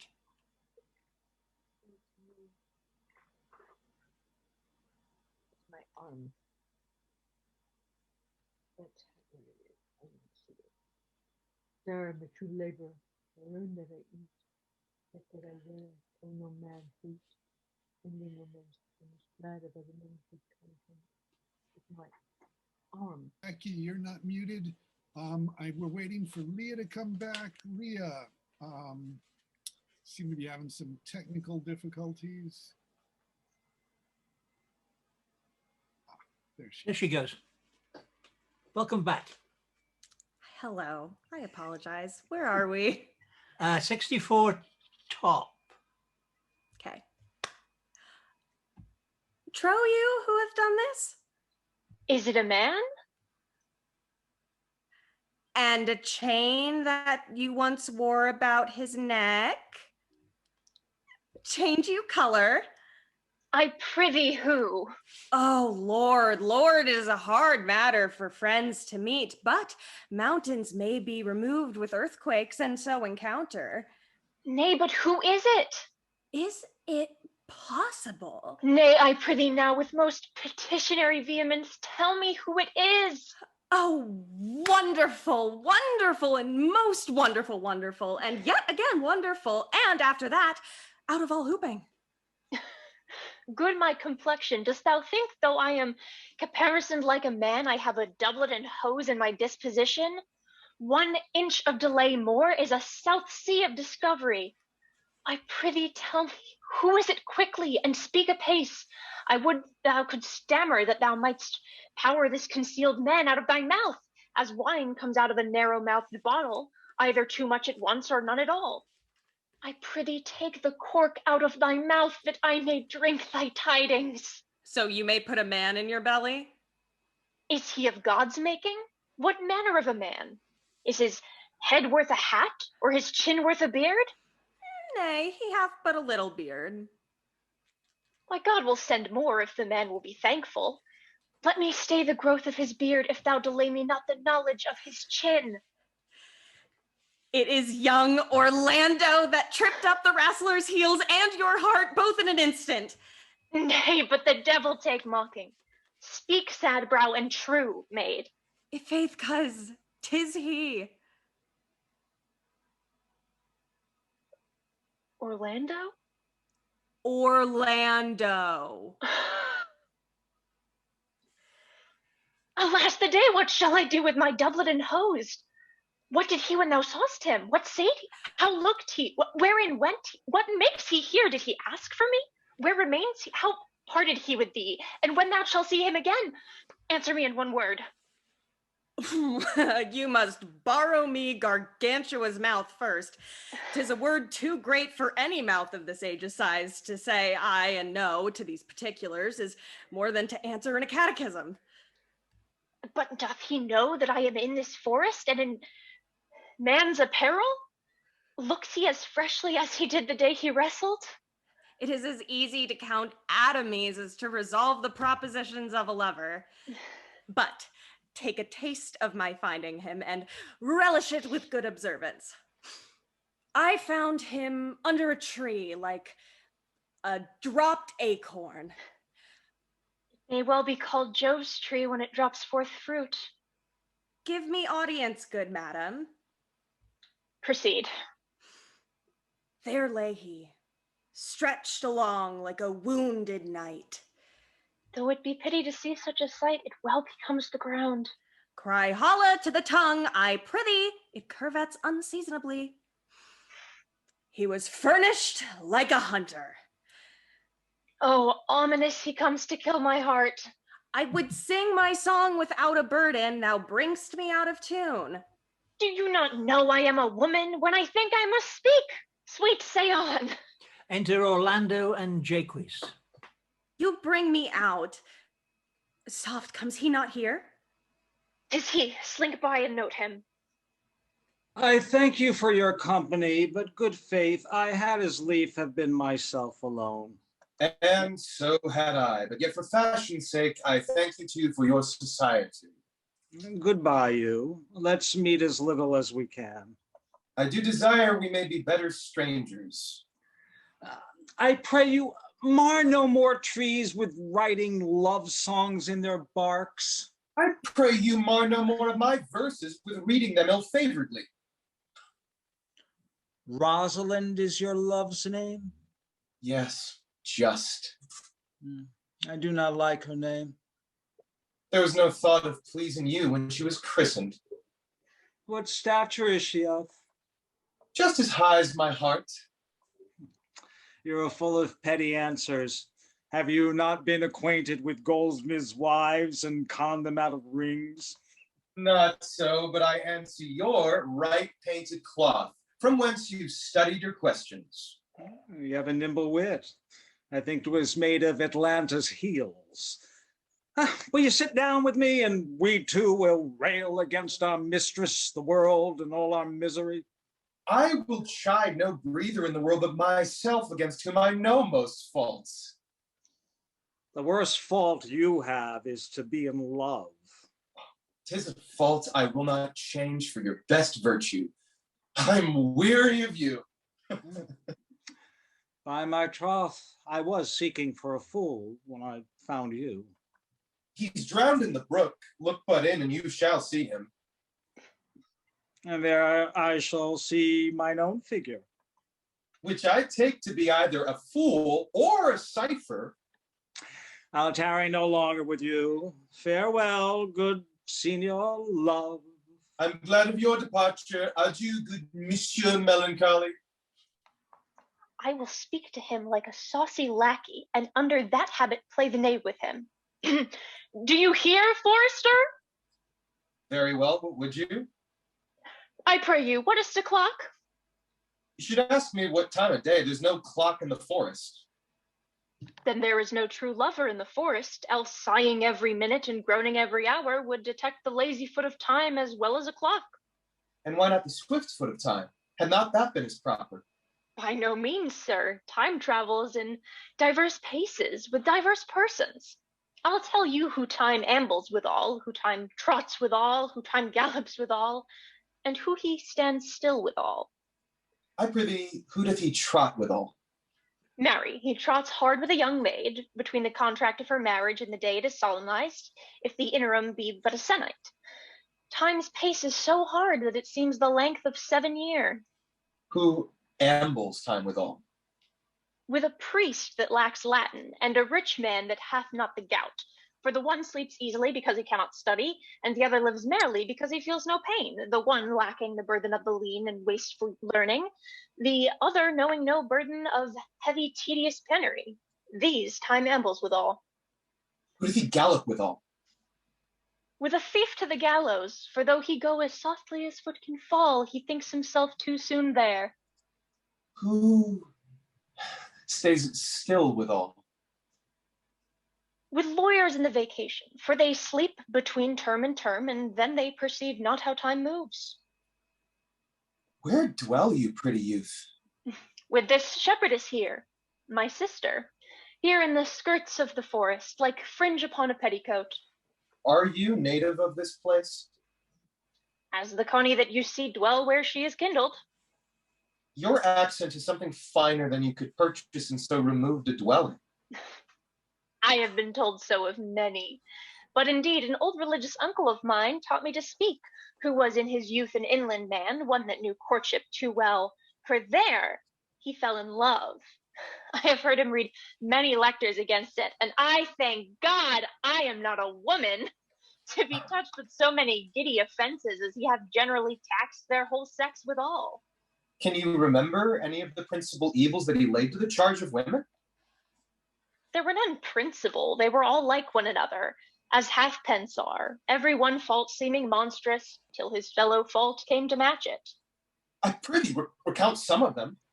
No, I will not cast away my physic, but on those that are sick. There is a man haunts the forest that abuses our young plants with carving Rosalind on their barks, hangs odes upon hawthorns and elegies on brambles, all, forsooth, defying the name of Rosalind. If I could meet that fancy monger, I would give him some good counsel, for he seems to have the quotidian of love upon him. I am he that is so love-shaped. I pray you, tell me your remedy. There is none of my uncle's marks upon you. He taught me how to know a man in love, in which cage of rushes I am sure you art not prisoner. What were his marks?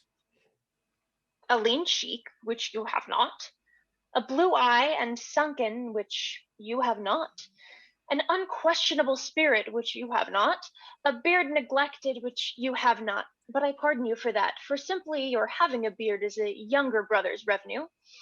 Then your hose should be ungartered, your bonnet unbanded, your sleeve unbuttoned, your shoe untied, and everything about you demonstrating a careless desolation.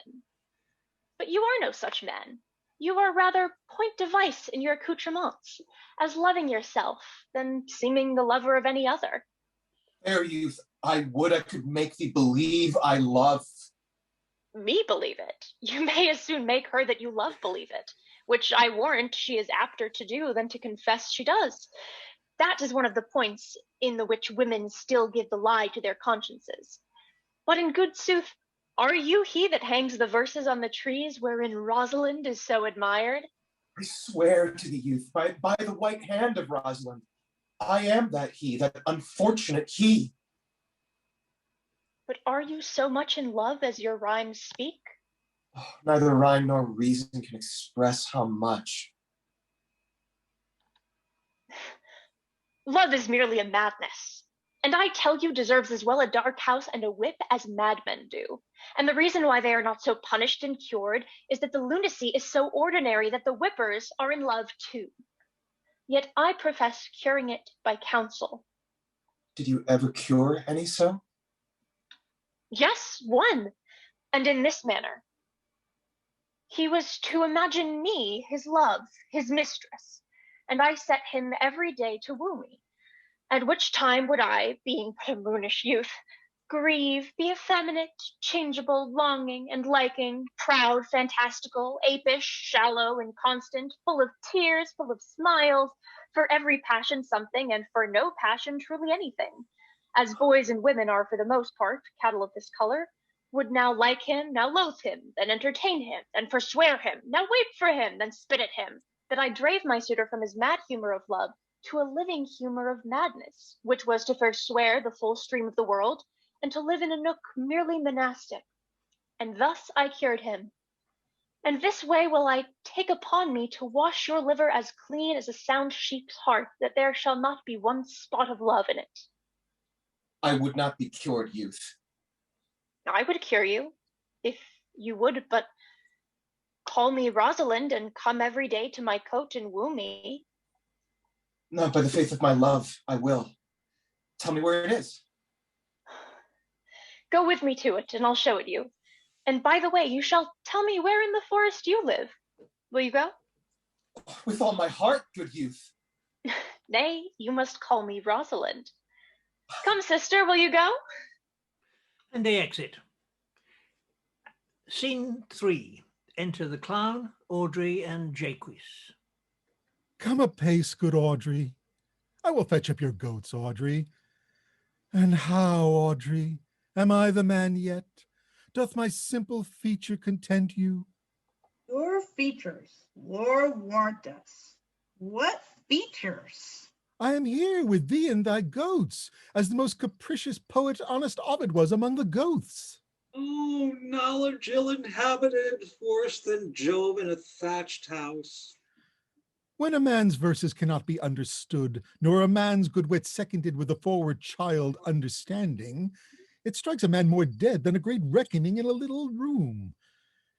Ah, truly I would the gods had made thee poetical. I do not know what poetical is. Is it honest indeed in word? Is it a true thing? No, truly, for the truest poetry is the most feigning, and lovers are given to poetry, and what they swear in poetry may be said as lovers they do feign. Do you wish then that the gods had made me poetical? I do, truly, for thou swearest to me that thou art honest. Now, if thou wert a poet, I might have some hope thou didst feign. Would you not have me honest? No, truly, unless thou wert hard favored, for honesty coupled to beauty is to have honey a sauce to sugar. A material fool. Well, I am not fair, and therefore I pray the gods make me honest. Truly, and to cast away honesty upon a foul slut were to put good meat into an unclean dish. I am not a slut, though I thank the gods I am foul. Well, praised be the gods for thy foulness. Sluttishness may come hereafter. But be it as it may be, I will marry thee. And to that end I have been with Sir Oliver Martext, the vicar of the next village, who hath promised to meet me in this place of the forest and to couple us. I would fain see this meeting. Well, the gods give us joy. Amen. Oh, a man, if he were of a fearful heart, might stagger in this attempt. For here we have no temple but the wood, no assembly but horn beasts. But what though? Courage. As horns are odious, they are necessary. It is said, many a man knows no end of his goods. Right. Many a man hath good horns, and knows no end of them. Well, that is the dowry of his wife. 'Tis none of his own getting. Horns, even so poor men alone. No, no, the noblest deer hath them as huge as the rascal. Is the single man therefore blessed? No. As a walled town is more worthier than a village, so is the forehead of a married man more honorable than the bare brow of a bachelor. And by how much defense is better than no skill, by so much is a horn more precious than to want. Ah! Here comes Sir Oliver. Good Sir Oliver Martext, you are well met. Will you dispatch us here under this tree, or shall we go with you to your chapel? Is there none here to give me the woman? I think we have some confusion here because we have two Oliver characters in this play, just like we have two Jake. This is all Sir Oliver Martext. This is not Oliver Orlando's brother. I'll go this way. Yeah. Yeah. You've got a good scene coming up though. Enter Sir Oliver Martext. Here comes Sir Oliver. Sir Oliver Martext, you are welcome. Will you dispatch us here under this tree, or shall we go with you to your chapel? Is there none here to give the woman? I will not take her on gift of any man. Truly, she must be given, or the marriage is not lawful. Proceed. I'll give her. Good even, good monsieur, what you call it. How do you, sir? You are very well met. God yield you for your last company. I am very glad to see you. Even a toy in hand here, sir. Nay, pray be covered. Will you be married, Motley? As the ox hath his bow, sir, the horse his curb, and the falcon her bells, so man hath his desires, and as pigeon's bill, so wedlock would be. Nibbling. And will you, being a man of your breeding, be married under a bush like a beggar? Get you to church, have a good priest, and that can tell you what marriage is. This fellow will but join you together as they join wainscot. Then one of you will prove a shrunken panel like green timber, warp. I am not in the mind, but I were better to be married of him than of another, for he is not like to marry me well, and not being well married, it will be a good excuse for me hereafter to leave my wife. Go thou with me, and let me counsel thee. Come, sweet Audrey, we must be married, or we must live in bawdry.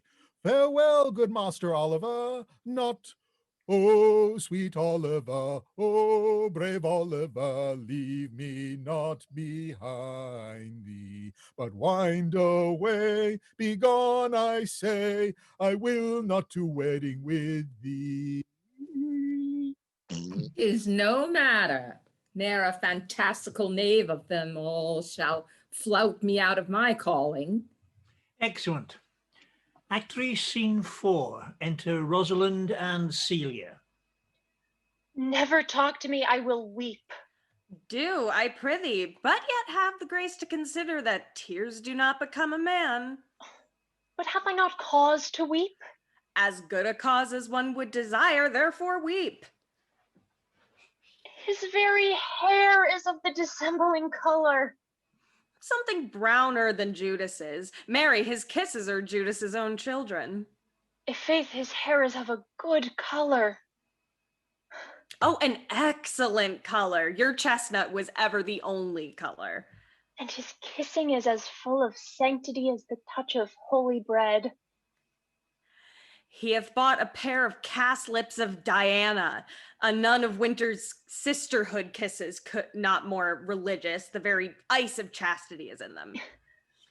But why did he swear he would come this morning and comes not? Nay, certainly there is no truth in him. Do you think so? Yes. I think he is not a purse nor a horse stealer, but for his verity and love, I do think him as concave as a covered goblet or a worm-eaten nut. Not true in love? Yes, when he is in, but I think he is not in. You have heard him swear downright he was. Was is not is. Besides, the oath of a lover is no stronger than the word of a tapster. They are both the conformer of false reckonings. He attends here in the forest on the Duke, your father. I met the Duke yesterday and had much question with him. He asked me of what parentage I was. I told him of as good as he, so he laughed and let me go. But what talk we of fathers when there is such a man as Orlando? Oh, that's a brave man. He writes brave verses, speaks brave words, swears brave oaths, and breaks them bravely. Quite travers athwart the heart of his lover. As a punisy tilter, he spurs his horse but on one side, breaks his staff like a noble goose. But all's brave that youth mounts and folly guides. Who comes here? Enter Corin. Oh, mistress and master, you have oft inquired after the shepherd that complained of love, who you saw sitting by me on the turf, praising the proud disdainful shepherdess that was his mistress. Well, and what of him? You will see a pageant, truly played between the pale complexion of true love and the red glow of scorn and proud disdain. Go hence a little, and I shall conduct you, if you will mark it. Oh, come, let us remove. The sight of lovers feedeth those in love. Bring us to this sight, and you shall say, I'll prove a busy actor in their play. And excellent. Scene 5, enter Silvius and Phoebe.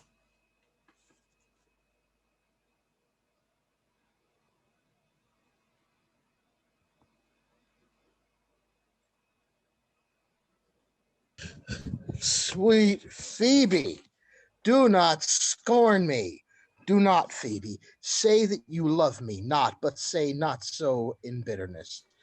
The common executioner, whose heart the accustomed sight of death makes hard, falls not the axe upon the humble neck, but first begs pardon. Will you sterner be than he that dies and lives by bloody drops? I would not be thy executioner. I fly thee, for I would not injure thee. Thou tell'st me there is murder in mine eye. 'Tis pretty sure and very probable that eyes, that are the frailest and softest things, who shut their coward gates on atomies, should be called tyrants, butchers, murderers. Now I do frown on thee with all my heart. And if mine eyes can wound, now let them kill thee. Now counterfeit to swoon, or now fall down. Or if thou canst not, oh, for shame, lie not to say mine eyes are murderers. Now, show the wound mine eye hath made in thee. Scratch thee but with a pin, and there remains some scar of it. Lean upon a rush, the cicatrice and capable in pressure, thy palm some moment keeps. But now mine eyes, which have darted at thee, hurt thee not. Nor I am sure there is no force in eyes that can do hurt. Dear Phoebe, if ever, as that ever may be near, you meet in some fresh cheek the power of fancy, then shall you know the wounds invisible that love's keen arrows make. But till that time, come not thou near me. And when that time comes, afflict me with thy mocks, pity me not, as till that time I shall not pity thee. And why, I pray you? Who might be your mother that you insult, exult, and all at once over the wretched? And what though you have no beauty, as by my faith, I see no more in you than without my candle may go dark to bed? Must you be therefore proud and pitiless? Why, what means this? Why do you look on me? I see no more in you than in the ordinary of nature's sail work. Odds my little life, I think she means to tangle my eyes too. No faith, proud mistress, hope not after it. It is not your inky brows, your black silk hair, your bugle eyeballs, nor your cheek of cream that can tame my spirits to your worship.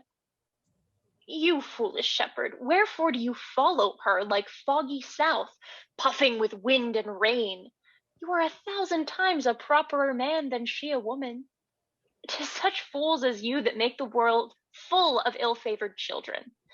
'Tis not her glass, but you that flatters her.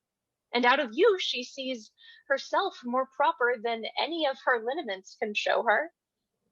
But mistress, know yourself, down on your knees, and thank heaven, fasting for a good man's love. For I must tell you friendly in your ear, sell when you can. You are not for all markets. Cry the man mercy, love him, take his offer. Foul is most foul, being foul to be a scoffer. So take her to thee, shepherd. Fare you well. Sweet youth, I pray you chide a year together. I had rather hear you chide than this man woo. He's fallen in love with your foulness, and she'll fall in love with my anger. If it be so, as fast as she answers thee with frowning looks, I'll sauce her with bitter words. Why look you so upon me? For no ill will I bear you. I pray you do not fall in love with me, for I am falser than vows made in wine. Besides, I like you not. If you will know my house, 'tis at the tuft of olives here hard by. Will you go, sister? Shepherd, ply her hard. Come, sister. Shepherdess, look on him better, and be not proud, though all the world could see, none could be so abused in sight as he. Come to our flock. And Rosalind exits. Dead shepherd, now I find thy saw of might. Whoever loved that loved not at first sight? Sweet Phoebe. Huh? What sayest thou, Sylvius? Sweet Phoebe, pity me. Why, I am sorry for thee, gentle Sylvius. Wherever sorrow is, relief would be. If you do sorrow at my grief and love by giving love your sorrow and my grief, we're both extermined. Thou hast my love. Is not that neighborly? I would have you. Why, that were covetousness. Sylvius, the time was that I hated thee. And yet it is not that I bear thee love, but since that thou canst talk of love so well, thy company, which erst was irksome to me, I will endure, and I'll employ thee too. But do not look for further recompense than thine own gladness that thou art employed. So holy and so perfect is my love, and I in such a poverty of grace, that I shall think it a most plenteous crop to glean the broken ears after the man that the main harvest reaps, loose now and then a scattered smile, and that I live upon. Knowest thou the youth that spoke to me erewhile? Not very well, but I have met him oft, and he hath bought the cottage and the bounds that the old Carlot once was master of. Think not I love him, though I ask for him. 'Tis but a peevish boy. Yet he talks well. But what care I for words? Yet words do well when he that speaks them pleases though that hear. It is a pretty youth. Not very pretty, but sure he's proud. And yet his pride becomes him. He'll make a proper man. The best thing in him is his complexion. And faster than his tongue did make offense, his eye did heal it up. He is not very tall, yet for his years he's tall. His leg is but so, but yet 'tis well. There was a pretty redness in his lip, a little riper, and more lusty red than that mixed in his cheek. 'Twas just the difference betwixt the constant red and mingled damask. There be some women, Sylvius, had they marked him in parcels as I did, would have gone near to fall in love with him. But for my part, I love him not, nor hate him not. And yet have more cause to hate him than to love him. For what had he to do to chide at me? He said mine eyes were black and my hair black, and now I remembered scorned at me. I marveled why I answered not again. But that's all one. Omittance is no quittance. I'll write to him a very taunting letter, and thou shalt bear it. Wilt thou, Sylvius? Phoebe, with all my heart. I'll write it straight. The matter's in my head and in my heart. I will be bitter with him and passing short. Go with me, Sylvius. And they exit. End of Act 3. Right, everybody, we'll take a 10-minute break.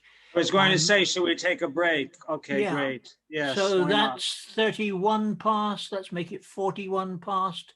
We'll get together and start Act 4. Okay. Right. Thank sounds you. good. Thank you. Potty break, another beer break. Yeah. Whatever turns you on. Yeah, break. And yeah, this is really, thank you all so much. This is really, I'm enjoying it. Sometimes I'm sort of like getting distracted, and it's like, oh, I'm really listening to it. And then, oh, right, I've got to see. I know. Paul, did you get my chat message? I don't think it's taping on YouTube. No, it's not. I think I'd said that earlier, that I wasn't, because I wasn't at home. I wasn't Right. able to like get it to tape remotely. I've got to figure out why it did that. But because I had done that in the past, actually. Yes. But it didn't work this time. But it is being recorded on the cloud on Zoom, Yeah. and so then after it's done, then I'll upload it. But Oh, great. So you did tape it. Okay. it is being taped. Yeah. So I just Is it on pause at the moment? no, actually it's not. I guess I could do that. Because there's a little flashing red light under the recording Yep. thing. Yep. Sometimes I wonder about the mystery. I mean, the mystery of the man that Senior meets, Frederick meets in the forest. You mean the hermit? Yeah. I mean, he just makes Adam disappear, and then he has this other people that are talked about, this person that he met, this spiritual man or Well, whatever. the hermit Well, is Adam has fulfilled his purpose, hasn't he? Yeah, but we never see him die on. A lot of productions have him die on stage right after Jake. Yeah, I saw a very good Royal Shakespeare Company production in which, while Amion's is singing the "Blow, Blow Thou Winter Wine" song, he slowly slips away. Everyone else is listening to the song, so they don't notice that he's died until after the song is over. Maybe that's Shakespeare's intent. Yeah. Okay, guys, it's time let's go. to get this show back on the road. All right. Everybody around and ready for Act 4. Yes, and we are recording again. One final note about Adam, though, is that I think famously that's one of the roles I think that Shakespeare played, and that Shakespeare sort of ended the part so that he could go and then count the box office receipts. There you go. Yeah. There you go. Yeah. It's like he wanted the ghost. You know, in the curtain, they actually found the box office, the thing that they actually used to collect the money in. When they excavated the Curtain Theatre in Shoreditch, the new one they found. That's awesome. They actually found the little clay pot that the groundlings would put their penny in. And then the pot was taken back to the box office and was smashed, and they got the money out of it. All right. All right, everybody not on blackout. Yep. Yes, Ken, you need to stop your video and mute yourself. Yep. We only have 3 people in the next scene. Me and this guy. Yep. As You Like It, Act 4, Scene 1. Enter Rosalind, Celia, and Jaques. Guys, I pray thee, pretty youth, let me be better acquainted with thee. They say you are a melancholy fellow. I am so. I do love it better than laughing. Those that are in extremity of either are abominable fellows, and betray themselves to every modern censure, worse than drunkards. Well, 'tis good to be sad and say nothing. Why then 'tis good to be a post. I have neither the scholar's melancholy, which is emulation, nor the musician's, which is fantastical, nor the courtier's, which is proud, nor the soldier's, which is ambitious, nor the lawyer's, which is politic, nor the lady's, which is nice, nor the lover's, which is all these.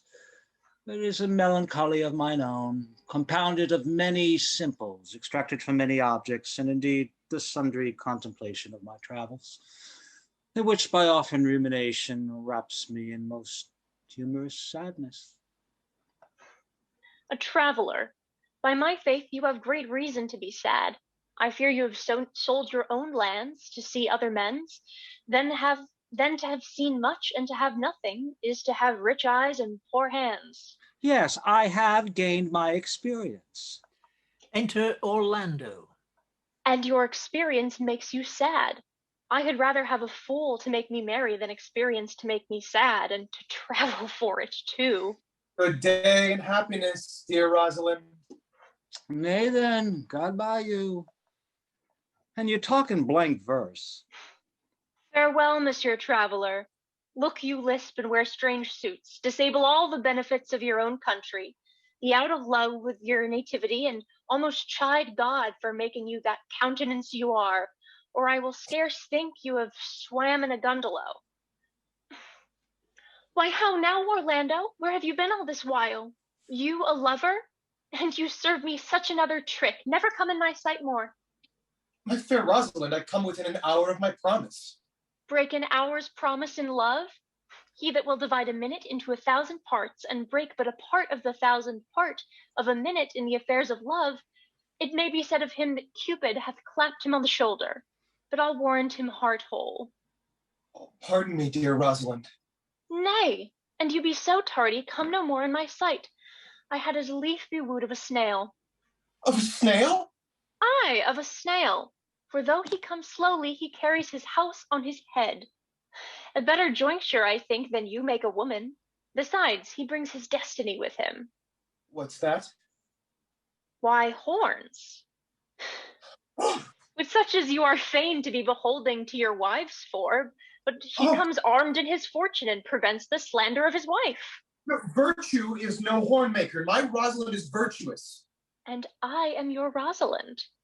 It pleases him to call you so, but he hath a Rosalind of a better leer than you. Come, woo me, woo me. For now I am in a holiday humor and like enough to consent.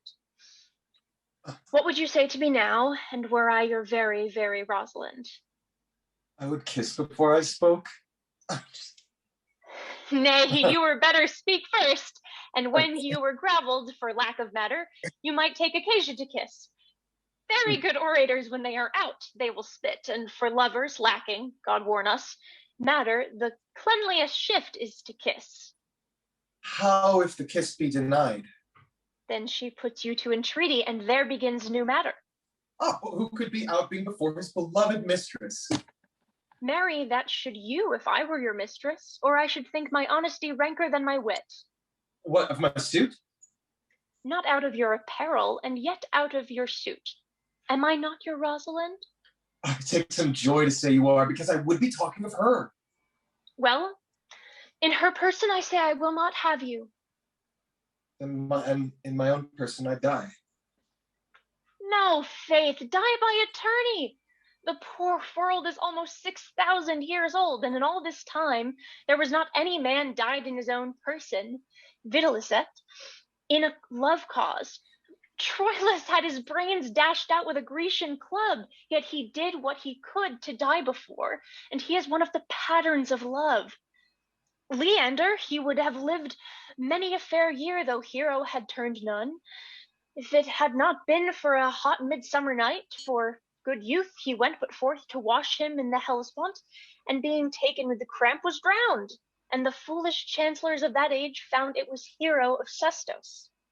But these are all lies. Men have died from time to time, and worms have eaten them, but not for love. I would not have my Rosalind of this mind, for I protest her frown might kill me. By this hand it will not kill a fly. But come, now I will be a Rosalind in a more coming-on disposition, and ask me what you will, I will grant it. Then love me, Rosalind. Yes, faith will I, Fridays and Saturdays and all. And wilt thou have me? I and 20 such. What sayest thou? Are you not good? I hope so. Why then can one desire too much of a good thing? Come, sister, you shall be the priest and marry us. Give me your hand, Orlando. What do you say, sister? Oh, pray thee, marry us. I cannot say the words. You must begin, will you, Orlando? Don't go to. Will you, Orlando, have to wife this Rosalind? I will. Aye, but when? Why now, as fast as she can marry us. Then you must say, I take thee, Rosalind, for wife. I take thee, Rosalind, for wife. I might ask you for your commission, but I do take thee, Orlando, for my husband. There's a girl goes before the priest, and certainly a woman's thought runs before her actions. So do all thoughts, they're winged. Now tell me, how long would you have her after you have possessed her? Forever and a day. Say a day without the ever. No, Orlando, men are April when they woo, December when they wed. Maids are May when they are maids, but the sky changes when they are wives. I will be more jealous of thee than a Barbary cock pigeon over his hen, more clamorous than a parrot against rain, more newfangled than an ape, more giddy in my desires than a monkey.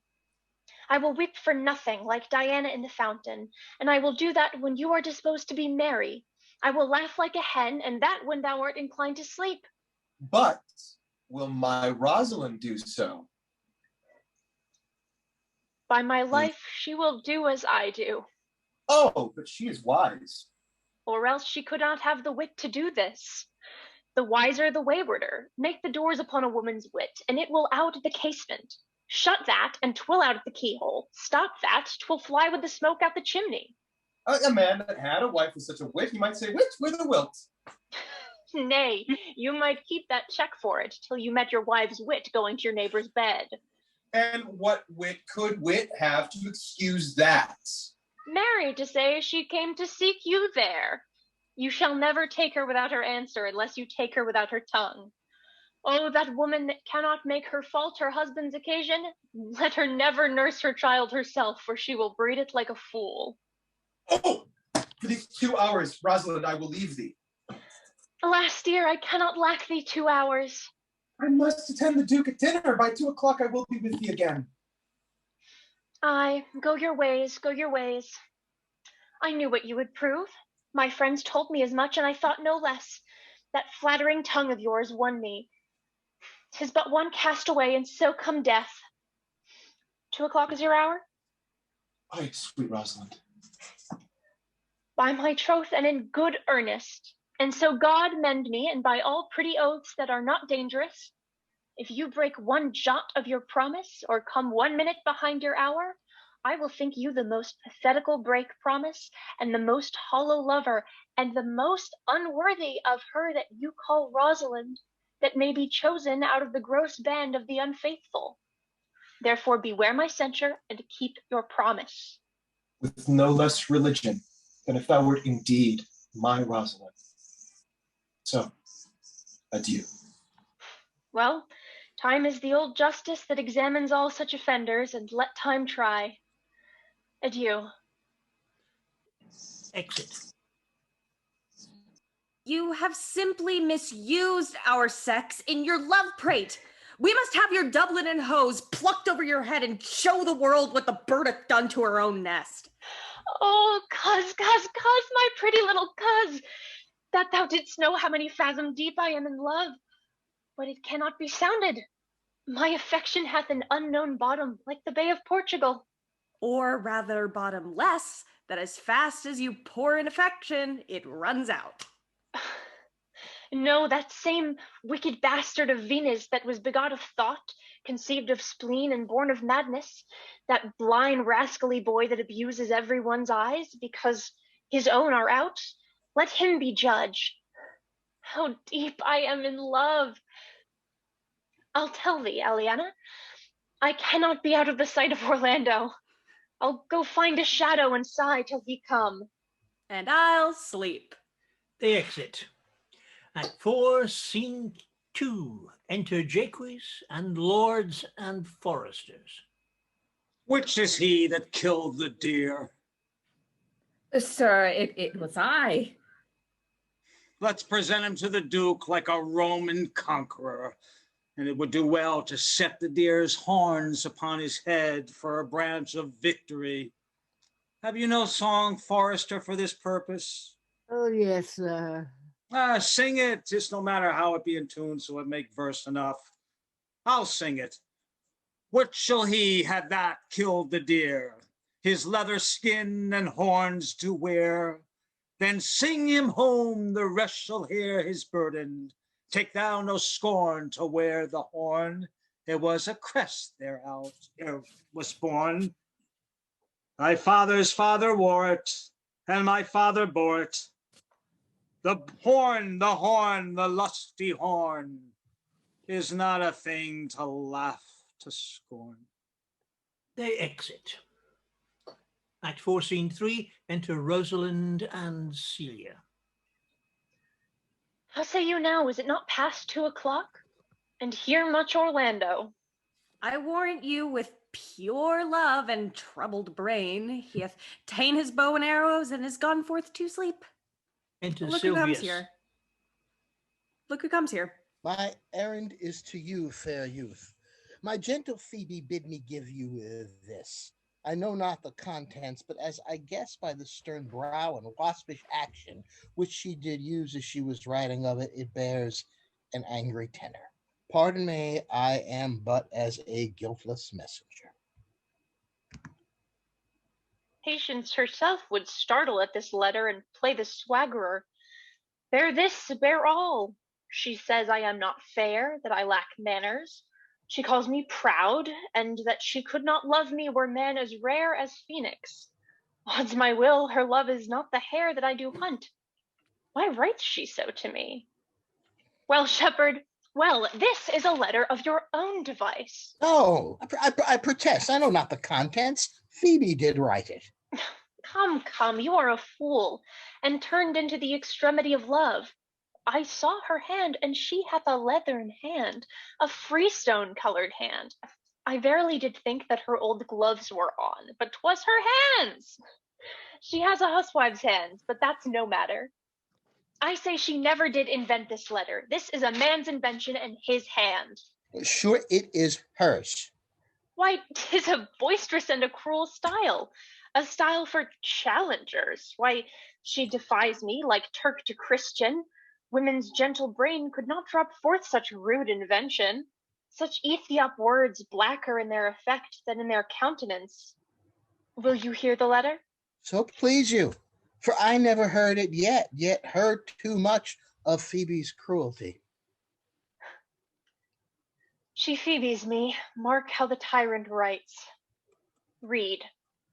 Art thou God, to shepherd turned, that a maiden's heart hath burned? Can a woman rail thus? Call you this railing? Read. Why, thy Godhead laid apart, wast thou with a woman's heart? Did you ever hear such railing? Whiles the eye of a man did woo me, that could no vengeance to me, meaning me a beast. If the scorn of your bright eyne have power to raise such love in mine, alack in me what strange effect would they work in mild aspect? Whiles you chide me I did love, how then might your prayers move? He that brings this love to me little knows this love in me, and by him seal up thy mind, whether that thy youth and kind will the faithful offer take of me and all that I can make, or else by him my love deny, and then I'll study how to die. Call you this chiding? Poor shepherd. Do you pity him? No, he deserves no pity. Wilt thou love such a woman? What, to make thee an instrument and play false strains upon thee? Not to be endured. Well, go your way to her, for I see love hath made thee a tame snake, and say this to her, that if she love me, I charge her to love thee. If she will not, I will never have her, unless thou entreat for her.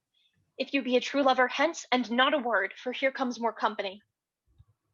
Exit Silvius, enter Oliver. Good morrow, fair ones. Pray you, if you know where in the purlieus of this forest stands a sheepcote fenced about with olive trees?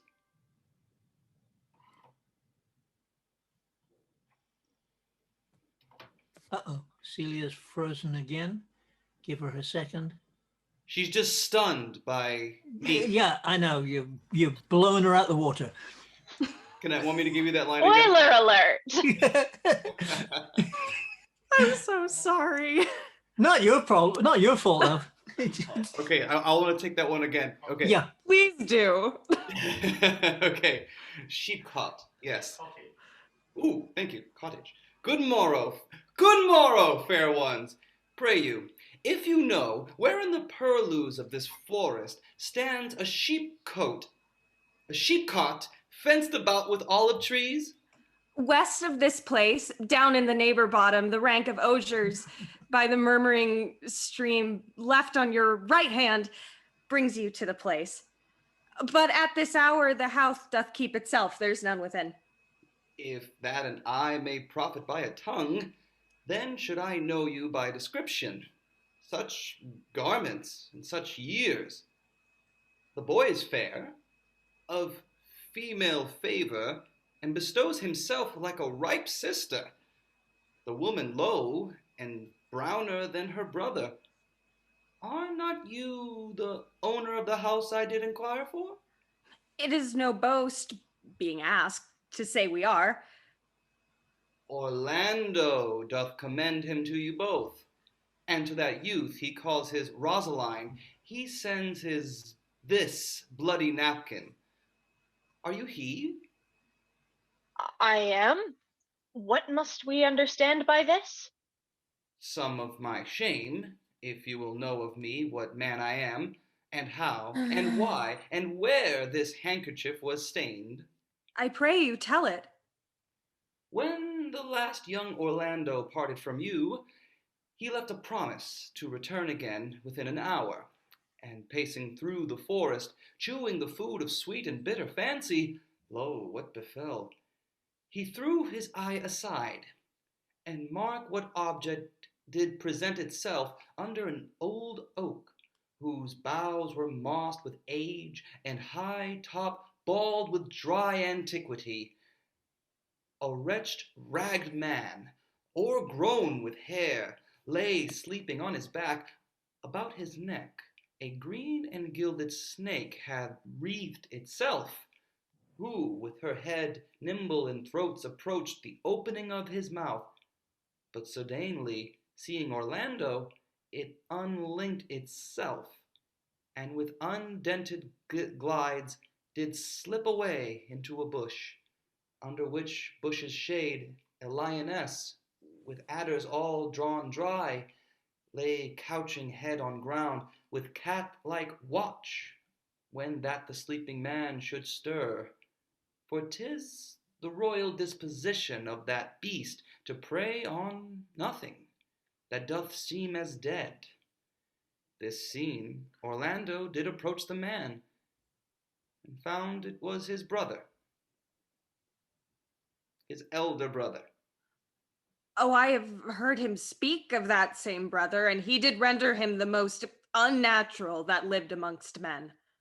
And well he might so do, for well I know he was unnatural. But to Orlando, did he leave him there, food to the sucked and hungry lioness? Twice did he turn his back and purposed so, but kindness, nobler ever than revenge, and nature, stronger than his just occasion, made him give battle to the lioness, who quickly fell before him, in which, hurtling from miserable slumber, I awaked. Are you his brother? Wast you he rescued? Was you that did so oft contrive to kill him? Was I, but 'tis not I. I do not shame to tell you what I was, since my conversion so sweetly tastes, being the thing I am. But for the bloody napkin? By and by, when from the first to last betwixt us two, tears our recountments had most kindly bathed, That's how I came into that. as how I came into that desert place. In brief, he led me to the gentle Duke, who gave me fresh array and entertainment, committing me unto my brother's love, who led me instantly unto his cave. There stripped himself, and here upon his arm the lioness had torn some flesh away, which all this while had bled. And now he fainted, and cried in fainting upon Rosalind. Brief, I recovered him, bound up his wound, and after some small space, being strong at heart, he sent me hither, stranger as I am, to tell this story, that you might excuse his broken promise, and to give this napkin, dyed in his blood, unto the shepherd youth, that he in sport doth call his Rosalind. Why now, Ganymede, sweet Ganymede! Many will swoon when they do look on blood. Yeah, there's more in it. Cousin Ganymede! Look, he recovers. I would I were at home. We'll lead you thither. I pray, will you take him by the arm? Be of good cheer, youth. You a man? You lack a man's heart. I do so, I confess it. Ah, Sarah, a body would think this was well counterfeited. I pray you tell your brother how well I counterfeited. Hi-ho! This was not counterfeit. There is too great testimony in your complexion that it was a passion of earnest. Oh, counterfeit, I assure you. Well then, take good heart, and counterfeit to be a man. So I do. But i' faith, I should have been a woman by right. Come, you look paler and paler. Pray you draw homewards. Good sir, go with us. That will I, for I must bear answer back how you excuse my brother, Rosalind. I shall devise something, but I pray you commend my counterfeiting to him. Will you go? They exit. Act 5, Scene 1. Enter the clown and Audrey. We shall find a time, Audrey. Patience, gentle Audrey. Faith, the priest is good enough for all the old gentlemen saying. A most wicked Sir Oliver, Audrey. A most vile Mar-text. But, Audrey, there is a youth here in the forest who lays claim to you. Aye, I know who 'tis. He has no interest in me in the world. Here comes the man you mean. Enter William. It is meat and drink to me to see a clown. By my troth, we that have good wits have much to answer for. We shall be flouting, we cannot hold. Good even, Audrey. Good evening, William. And good evening to you, sir. Good even, gentle friend. Cover thy head, cover thy head. Nay, prithee, be covered. How old are you, friend? 25, sir. A ripe age. Is thy name Willem? Willem, sir. A fair name. Wast born in the forest here? Aye, sir. I thank God. Thank God. A good answer. Art rich? Faith, sir, so.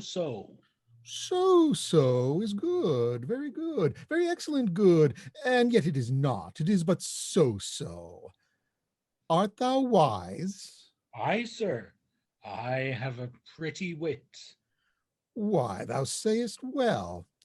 I do now remember a saying, the fool doth think he is wise, but the wise man knows himself to be a fool. The heathen philosopher, when he had a desire to eat a grape, would open his lips when he put it into his mouth, meaning thereby that grapes were made to eat and lips to open. You do love this maid? I do, sir. Give me your hand. Art thou learned? No, sir. Then learn this of me. To have is to have, for it is a figure in rhetoric that drink being poured out of a cup into a glass, by filling the one doth empty the other. For all your writers do consent that ipsi is he. Now you are not ipsi, for I am he.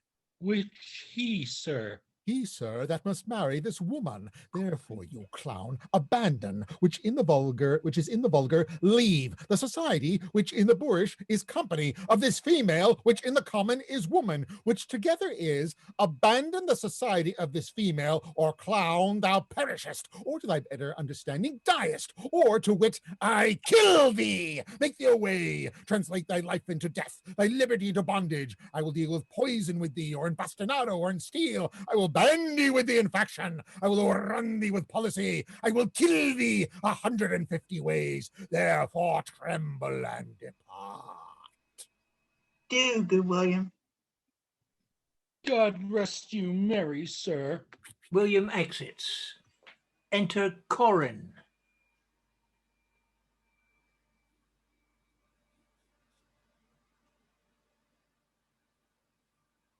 Our master and mistress seeks you. Come away, away. Oh, trip, Audrey, I attend.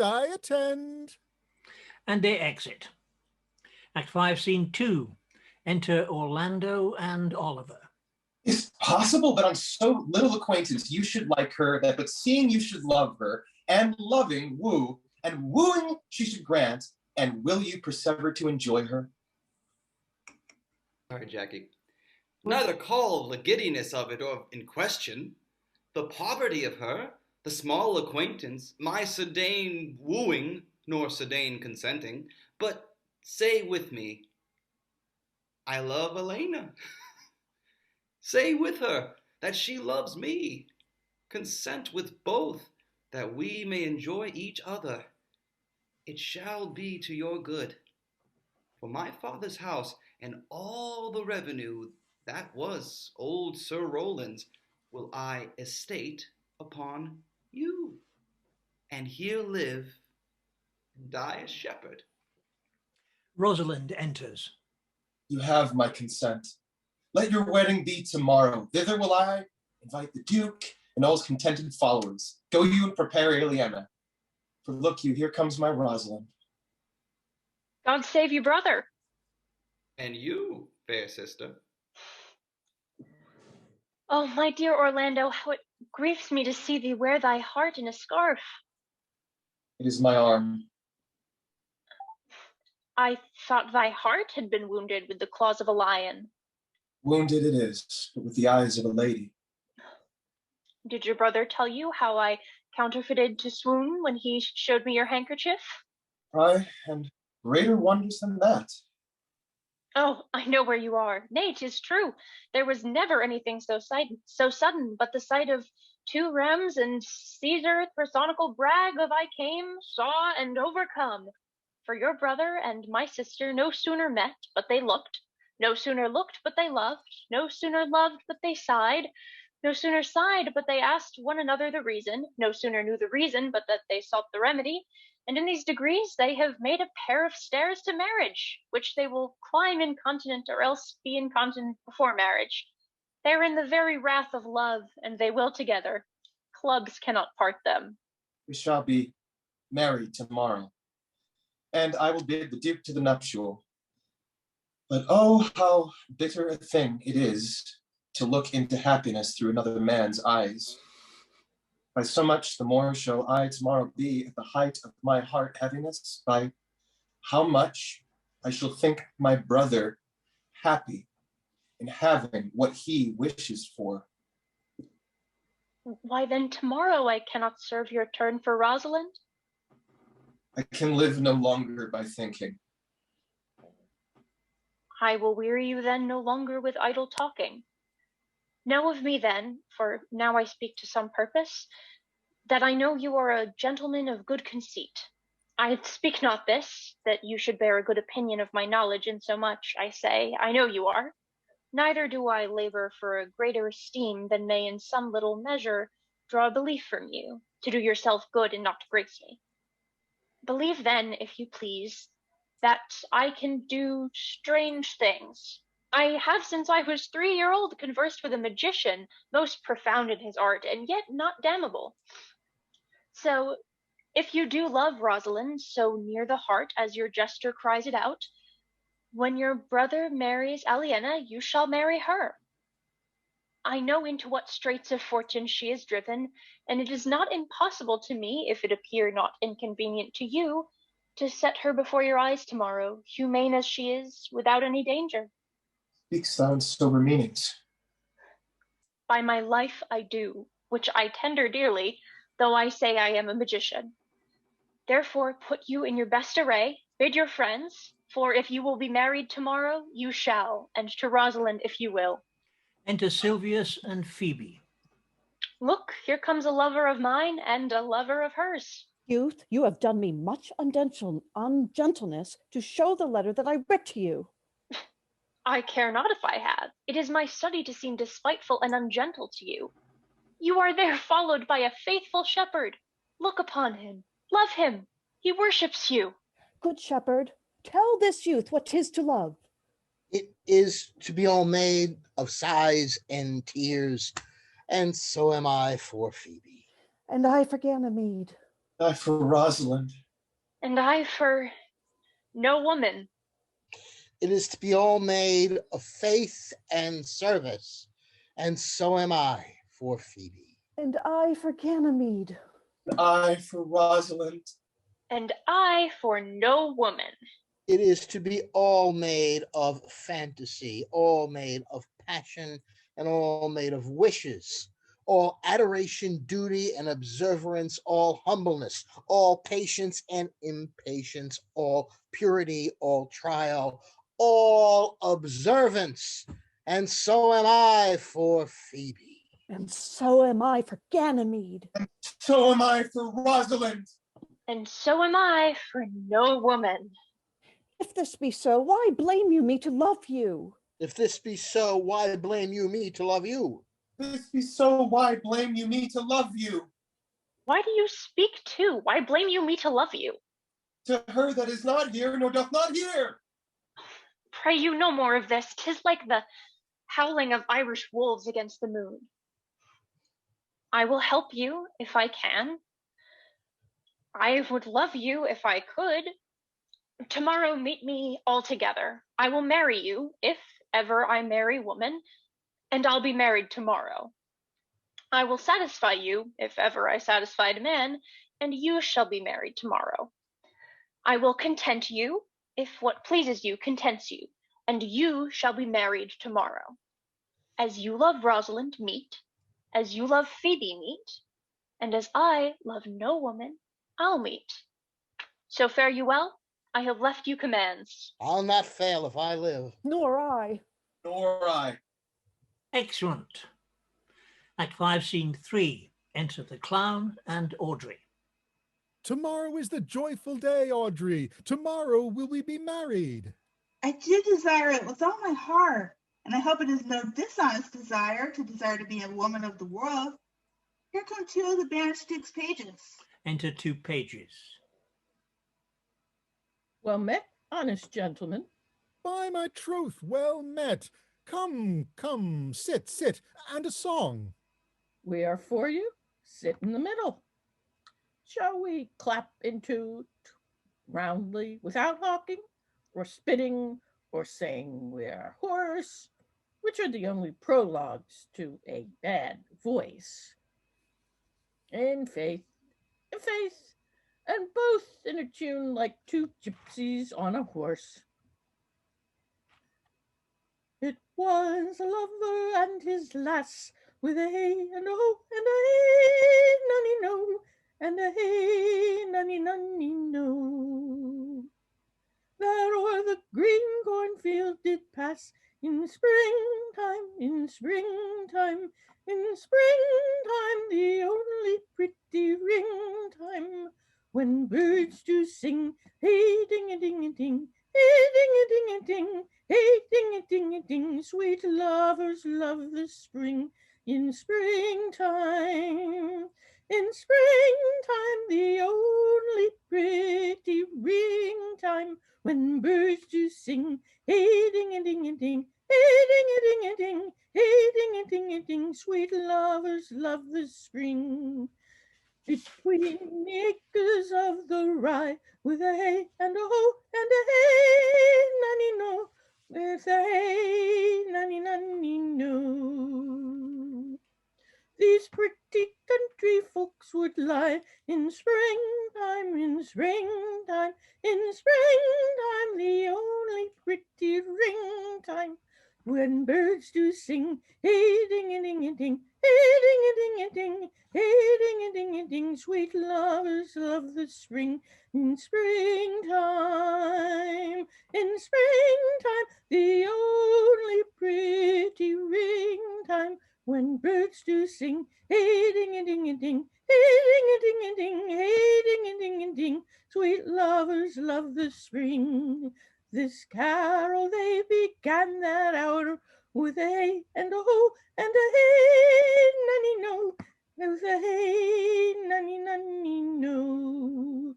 How that life was but a flower, in springtime, in springtime, in springtime, the only pretty pretty ring time when birds do sing. Hey, ding-a-ding-a-ding, hey, ding-a-ding-a-ding, hey, ding-a-ding-a-ding. Sweet lovers love the spring in springtime.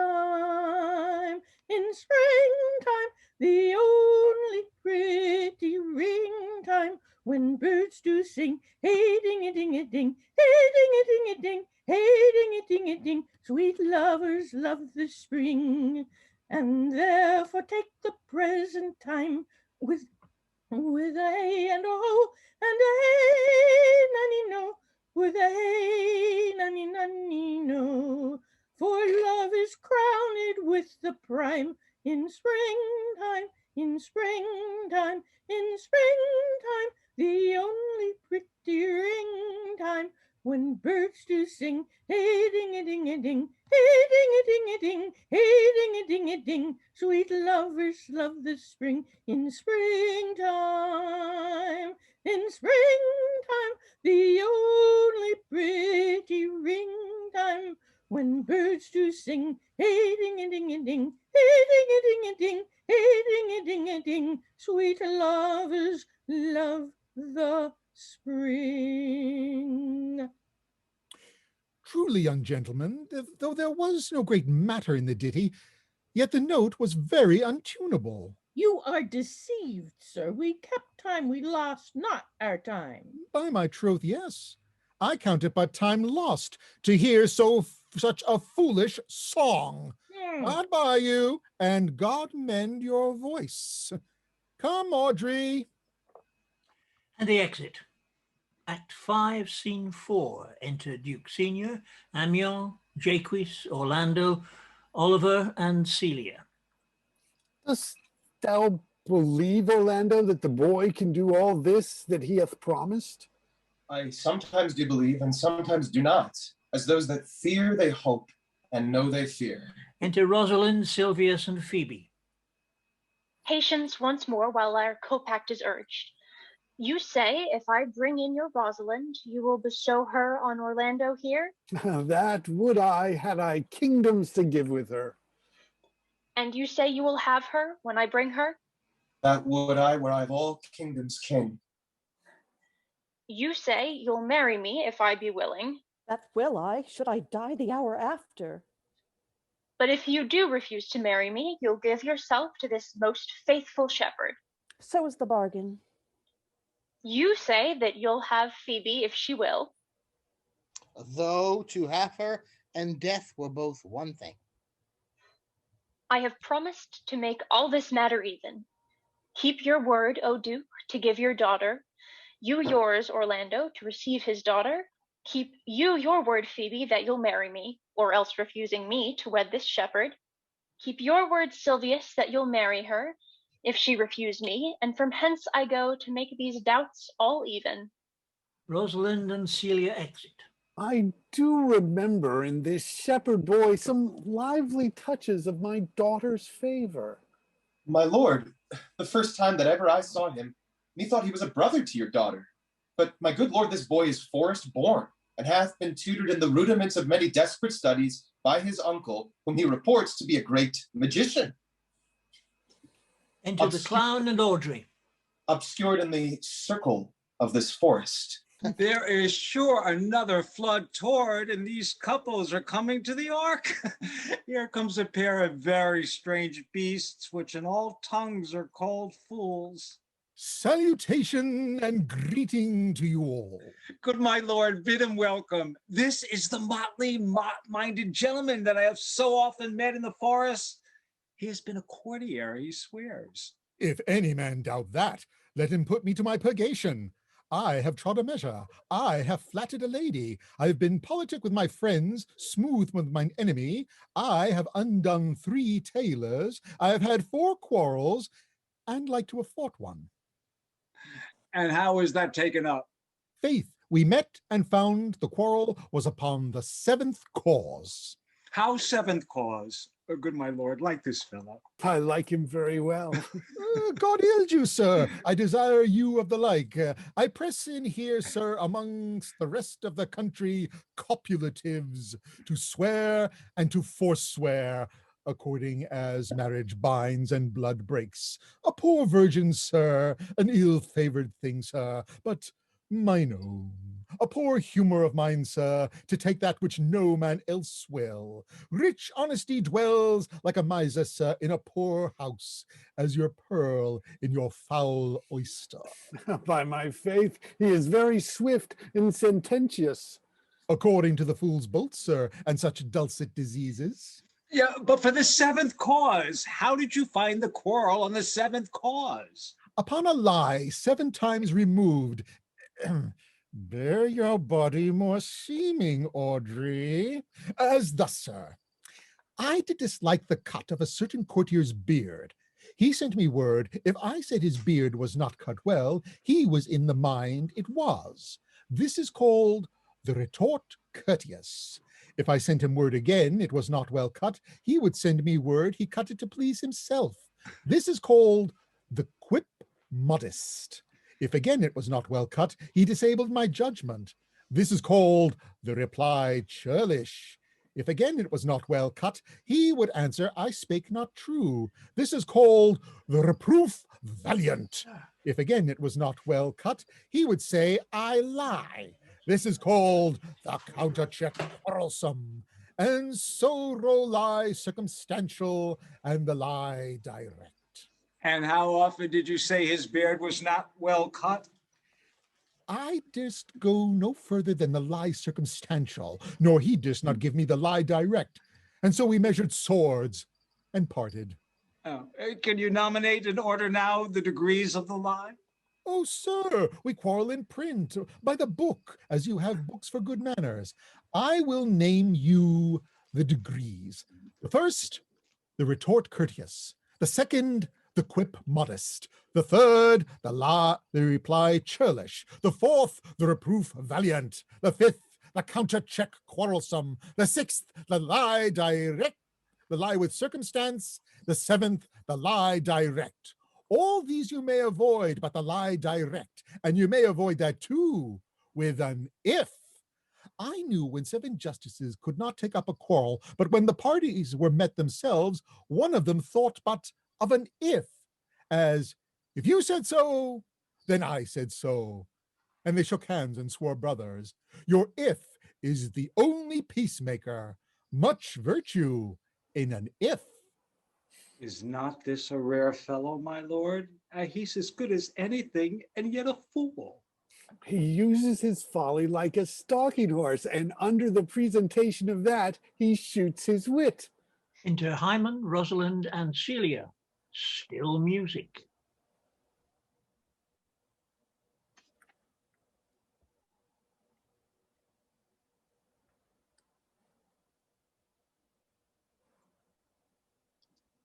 Eleanor? Michael, do we have a Hymen? Eleanor? Was Eleanor also doing? Eleanor's Hymen.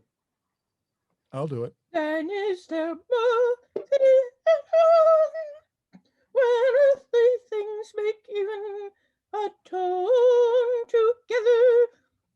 Could you deceive the daughter? Hymen from heaven brought her, yea, brought her hither, that thou might join his hand with his, whose heart within his bosom is. To you I give myself, for I am yours. To you I give myself, for I am yours. If there be truth in sight, you are my daughter. If there be truth in sight, you are my Rosalind. If sight and shape be true, why then, my love, adieu. I'll have no father if you be not he.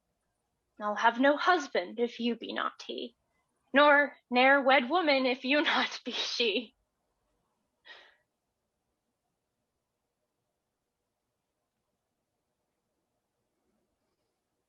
Hymen has left us, so peace ho.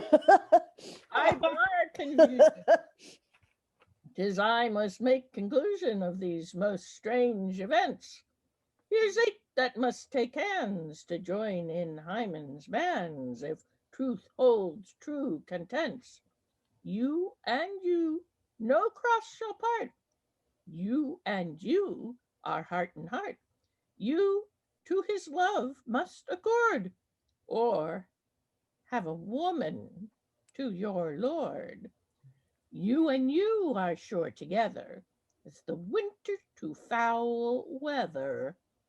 Whilst a wedlock hymn we sing, feed yourselves with questioning, that reason wonder may diminish how thus we met, and these things finish. Wedding is great Juno's crown, O blessed bond of board and bed. 'Tis Hymen peoples every town, high wedlock then be honored. Honor, high honor, and renown to Hymen, God of every town. Oh, my dear niece, welcome thou art to me, even daughter welcome in no less degree.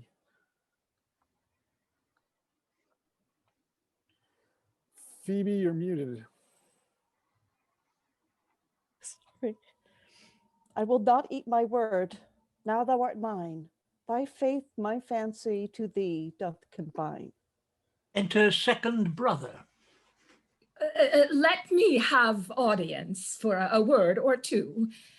I am the second son of old Sir Rowland, that bring these tidings to this fair assembly. Duke Frederick, hearing how that every day men of great worth resorted to this forest, addressed a mighty power which were on foot in his own conduct, purposely to take his brother here and put him to the sword. And to the skirts of this wild wood he came, where, meeting with an old religious man of some question with him, was converted, both from his enterprise and from the world. His crown, bequeathing to his banished brother, and all their lands restored to him again, that were with him exiled. This to be true, I do engage my life. Oh, welcome, young man. Thou offerest fairly to thy brother's wedding. To one his lands withheld, and to the other a land itself as large, a potent dukedom. First, in this forest, let us do those ends that here were well begun and well begot, and after every of this happy number that have endured shrewd days and nights with us, shall share the good of our returned fortune according to the measure of their states. Meantime, forget this new-fallen dignity and fall into our rustic revelry. Play music, and you brides and bridegrooms all, with measured heaped in joy to the measure's fall. Hey! Sir, by your patience, if I heard you rightly, the Duke has put on a religious life and thrown into neglect the pompous court?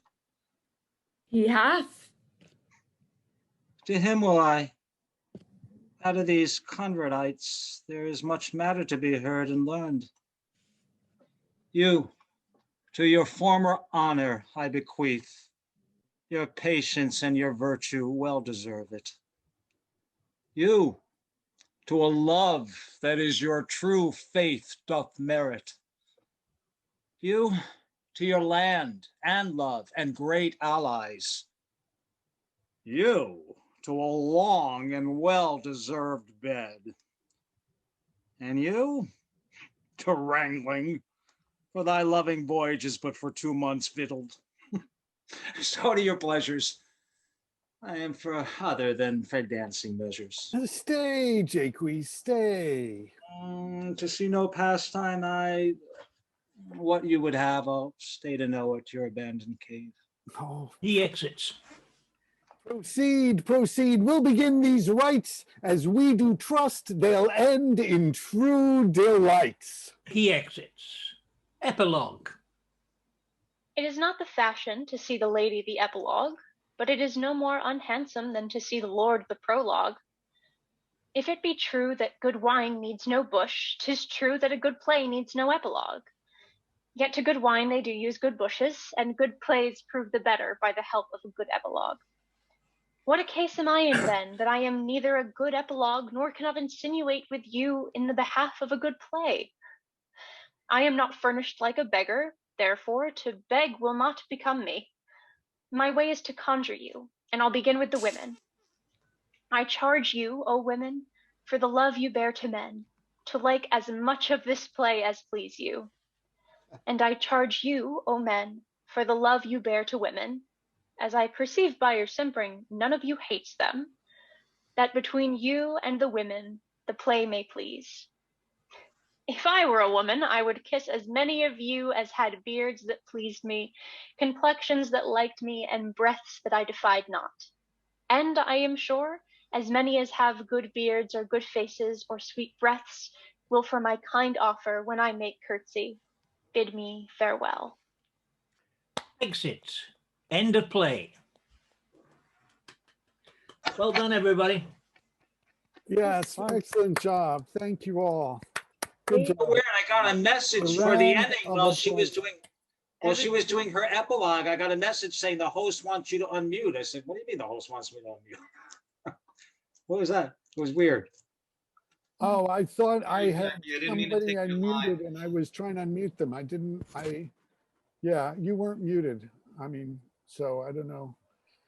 But anyways, yeah, thank you so much. And we even had Mona, who I'm going to promote to panelist if she wants to say anything, who was here for the whole thing. It was really, yeah, terrific, really terrific reading, everybody. Thank you, Michael, Yeah. for putting it together. Amazing. Everybody was amazing. And yeah, everyone. Beautiful Really, Thank you for a great cast.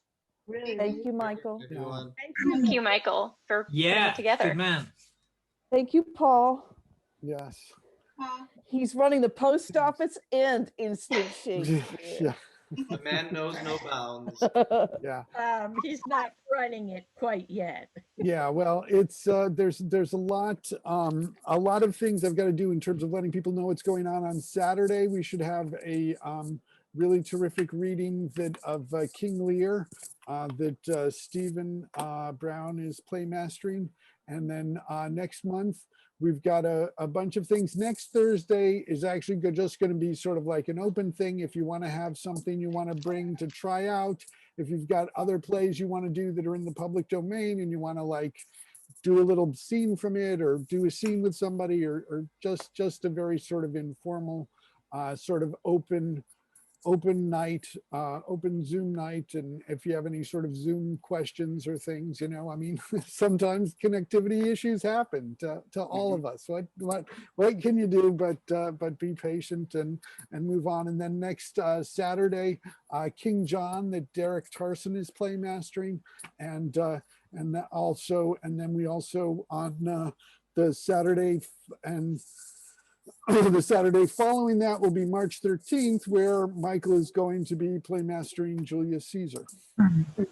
So I have a comment. yes. Oh, Mona, thank you. Thank you for joining.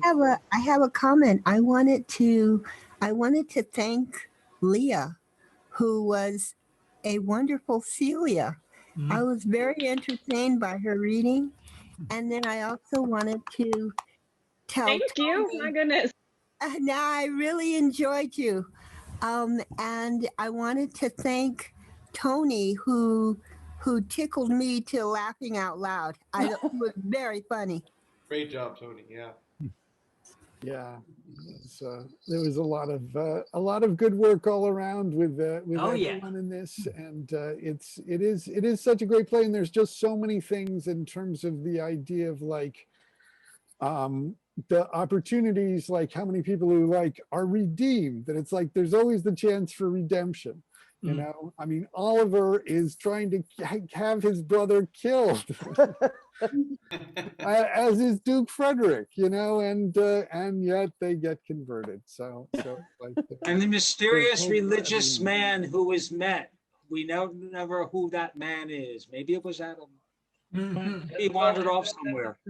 Let's just call it a Deus Ex Machina and have done. Yeah. Well, it's a Sir Oliver Mar text.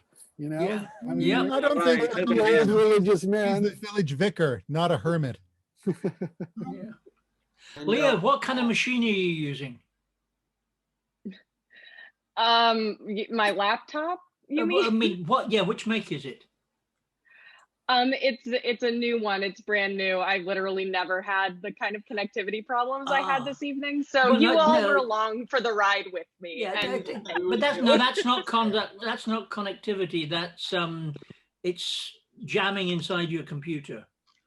You might need to get software to clean it up. IO bit is worth looking yeah, at. I mean, I'm definitely going to be taking a look at it. So yeah. Paul, Yeah. Can I make a shameless plug? Yes, please do. Yes, I want to see. I'm with the Seeing Place Theater Company, and we are opening this weekend. You've probably seen a bunch of my Facebook posts and all that, so I'm Yes. doing my bit. We will be doing Sweat by Lynn Nottage. And all the proceeds is not expensive or anything, but all the proceeds go to benefit the Fortune Society. If you guys could join us, I wanted to invite my theater ISC friends. So Email to the group. yeah, sure. I'll send either an email or a Facebook thing, and I can just reply to Paul's email earlier. Sure. Yeah. Perfect. Yeah. Well, thank you guys, and it was nice to hear you guys do this one. Yeah. Yeah, it's good. Yeah, and it is confusing. I mean, that thing about like Oliver, that there are two characters named Oliver. They're two dukes. They're two Jakes or Jaques or Jacques, since that's the second brother, is also. It's like all of these sorts of doublings of things is Well, can didn't be Shakespeare confusing. know that you don't give two characters similar names? Well, he tends to be a bit of a revolutionist. Solario and Solanio in Merchant of And then Venice. the same person almost. He does it a lot. Rosencrantz and Guildenstern. Maybe that was to get the actors to make sure they pay attention. Yeah, when you think they never got the whole play, they only got their sides. It must have been quite scary. Don't you see? We're actors. We're the opposite of people. Yeah. That was wonderful. Eleanor, you have a mellifluous voice. Thank you. Yeah. I was feeling I was off this evening. Sounded good to me. Oh, yeah. Good. Thank you. I winged it as best I could. You got to do a lot tonight. You got to do every song. Thank you, Alex. Not Thank you, every everybody. song. You recited one of the songs. Yeah, I had to do that, even though that's, again, different versions. Have Jaques sing that along with the Lords, maybe on stage. The Michael Lee Gardner remix right there. You gotta.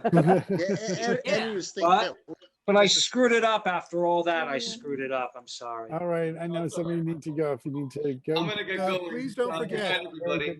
Thank you, guys. Bye. Bye. Bye. Guildenstern and has not emailed me yet. Please email me your email address so I can send it to you. I will do. Thanks, Tony. I've already sent you, Angus. Oh, you have? Oh, great. Thank you, Rachel, for stepping in at the last minute. Oh, you're welcome. It was fun. Thank you. Tony? Yep. What were you saying about Rosencrantz and Guildenstern? Anyone who has not yet received a copy from me and who wants one, please send me your email address. Do you have mine? I probably do. It's probably located in the email address the multiple email address Paul sends out to everyone. Are you going to be doing a reading of this, Tony? I'm afraid it's not in the public domain, so we can't. No, it's not. Yeah. What's not? Rosencrantz and Guildenstern. No, people sneak around to doing it. Yeah. You know that the very first play I ever bought, a book I actually bought when I was a little kid and I only had Right. Thank you, Rachel. was Rosencrantz and Guildenstern. Ah. I saw it as a kid and I couldn't understand the word play, the word game that they had, but I really, really wanted to understand it. Paul, do you think we could get away with doing a Zoom reading of Rosencrantz and Guildenstern? Tom Stoppard Estate. Well, I mean, it's also then, I just policy don't not to- feel comfortable without doing things. I mean, it's like it's like I'm doing a reading of my father's play next month, because I've got his permission, and, Yeah. and so it's like, Okay. I do think that one of the things that we do want to Be careful. Yeah, be careful. respect is that we respect, like, and that's why it's like we can do some Shaw but not some other Shaw, so Yeah. that's I mean, if you didn't tape it on YouTube, who would know? But if you put it on YouTube, yeah. that's how. Oh yeah, no, I have Oh, a yeah. question for everyone. Everyone who knows about copyright law. If a diary was written by someone who's dead over 90 years, is that diary not in the common domain? It depends if the copy of the diary that you're looking at is a published copy of the diary, and that publishing thing was made more recently, then Right. it's under copyright. No, It's not necessarily who noted it. It has not been published. Oh. It's Shouldn't be 70 under. years, I think, if it's been published, and 90 years if it has not, or the other way around. But anyway, this has not been published. Well, you should be clear then if it exists greater than 90 years old. yeah, and if you have your personal copy of it, but my understanding though is that it's like that actually when it is published, that's when the copyright starts. Like they found this lost Mark Twain play that had never been published, and then they published it, and now you can't do it because it's not in the public domain, because it's the copyright states from when it was published. That's my But if understanding of it. something enters the public domain, then it's in the public domain and anyone can publish it. That doesn't give them a claim to it. No, I mean, that's the thing. It's like they had the actual copy of it and then they published it, so that the only way that people had access to it was the copy that they had published and copyrighted.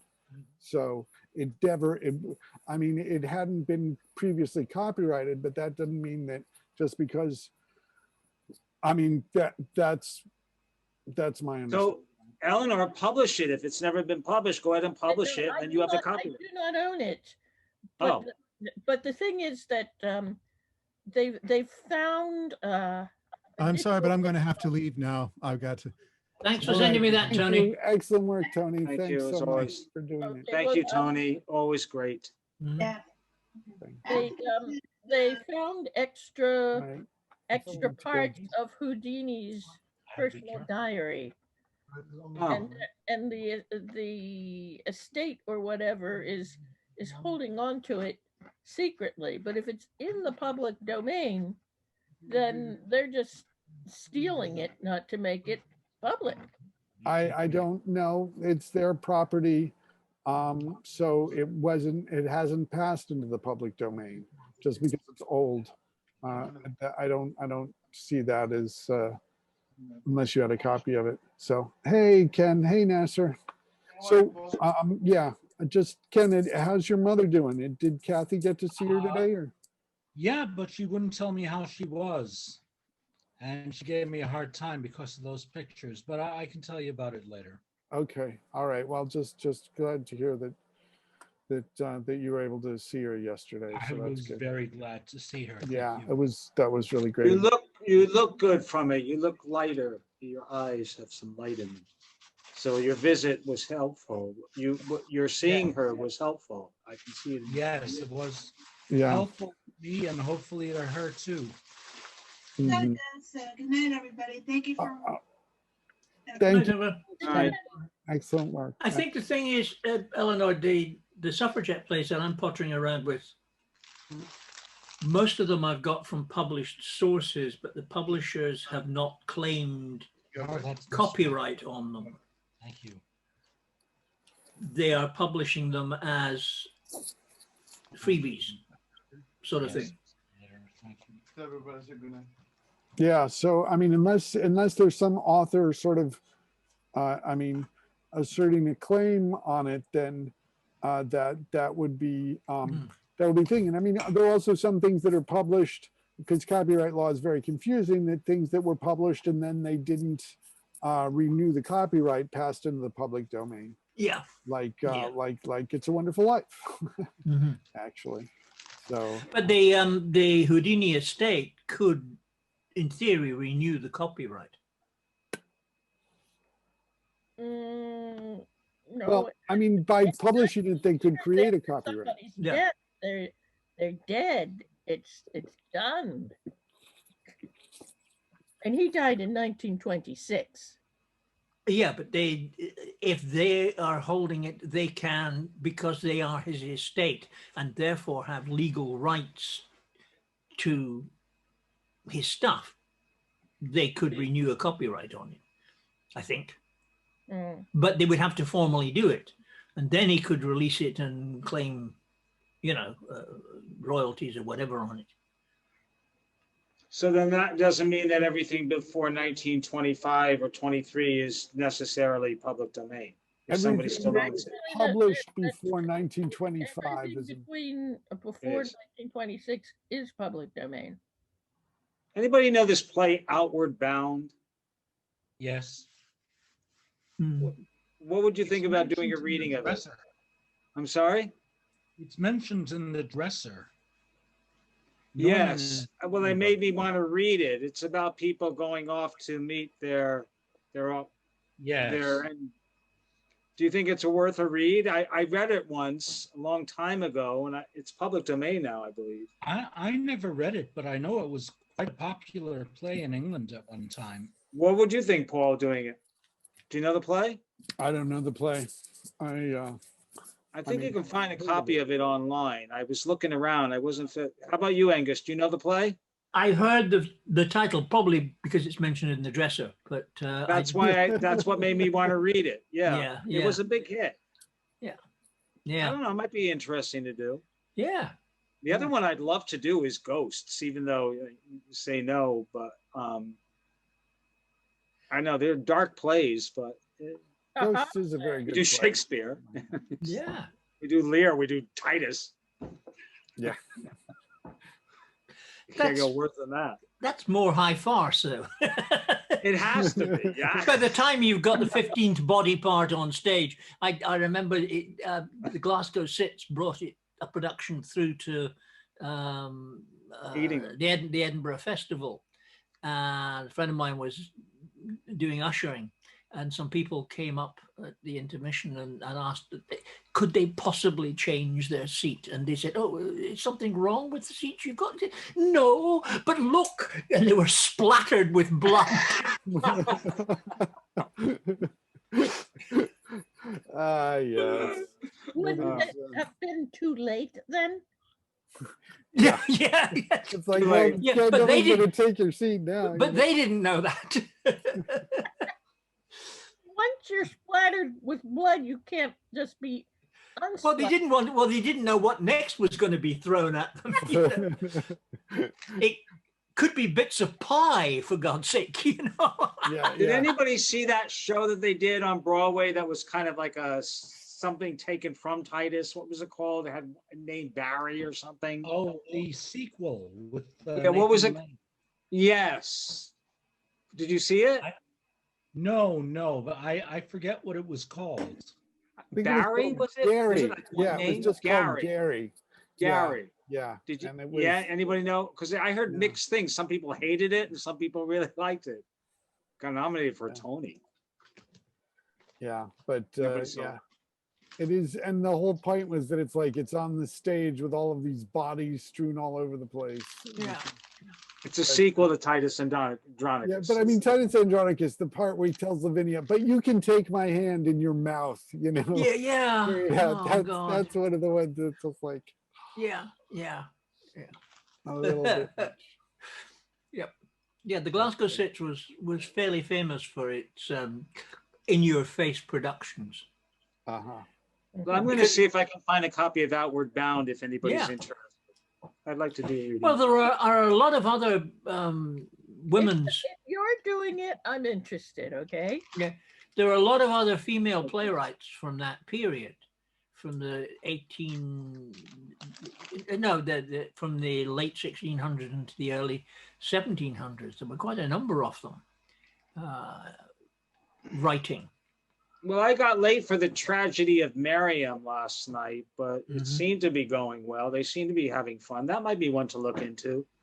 It's another story of, it's another Salome story. Okay. And she gets totally screwed over, Miriam. Mm.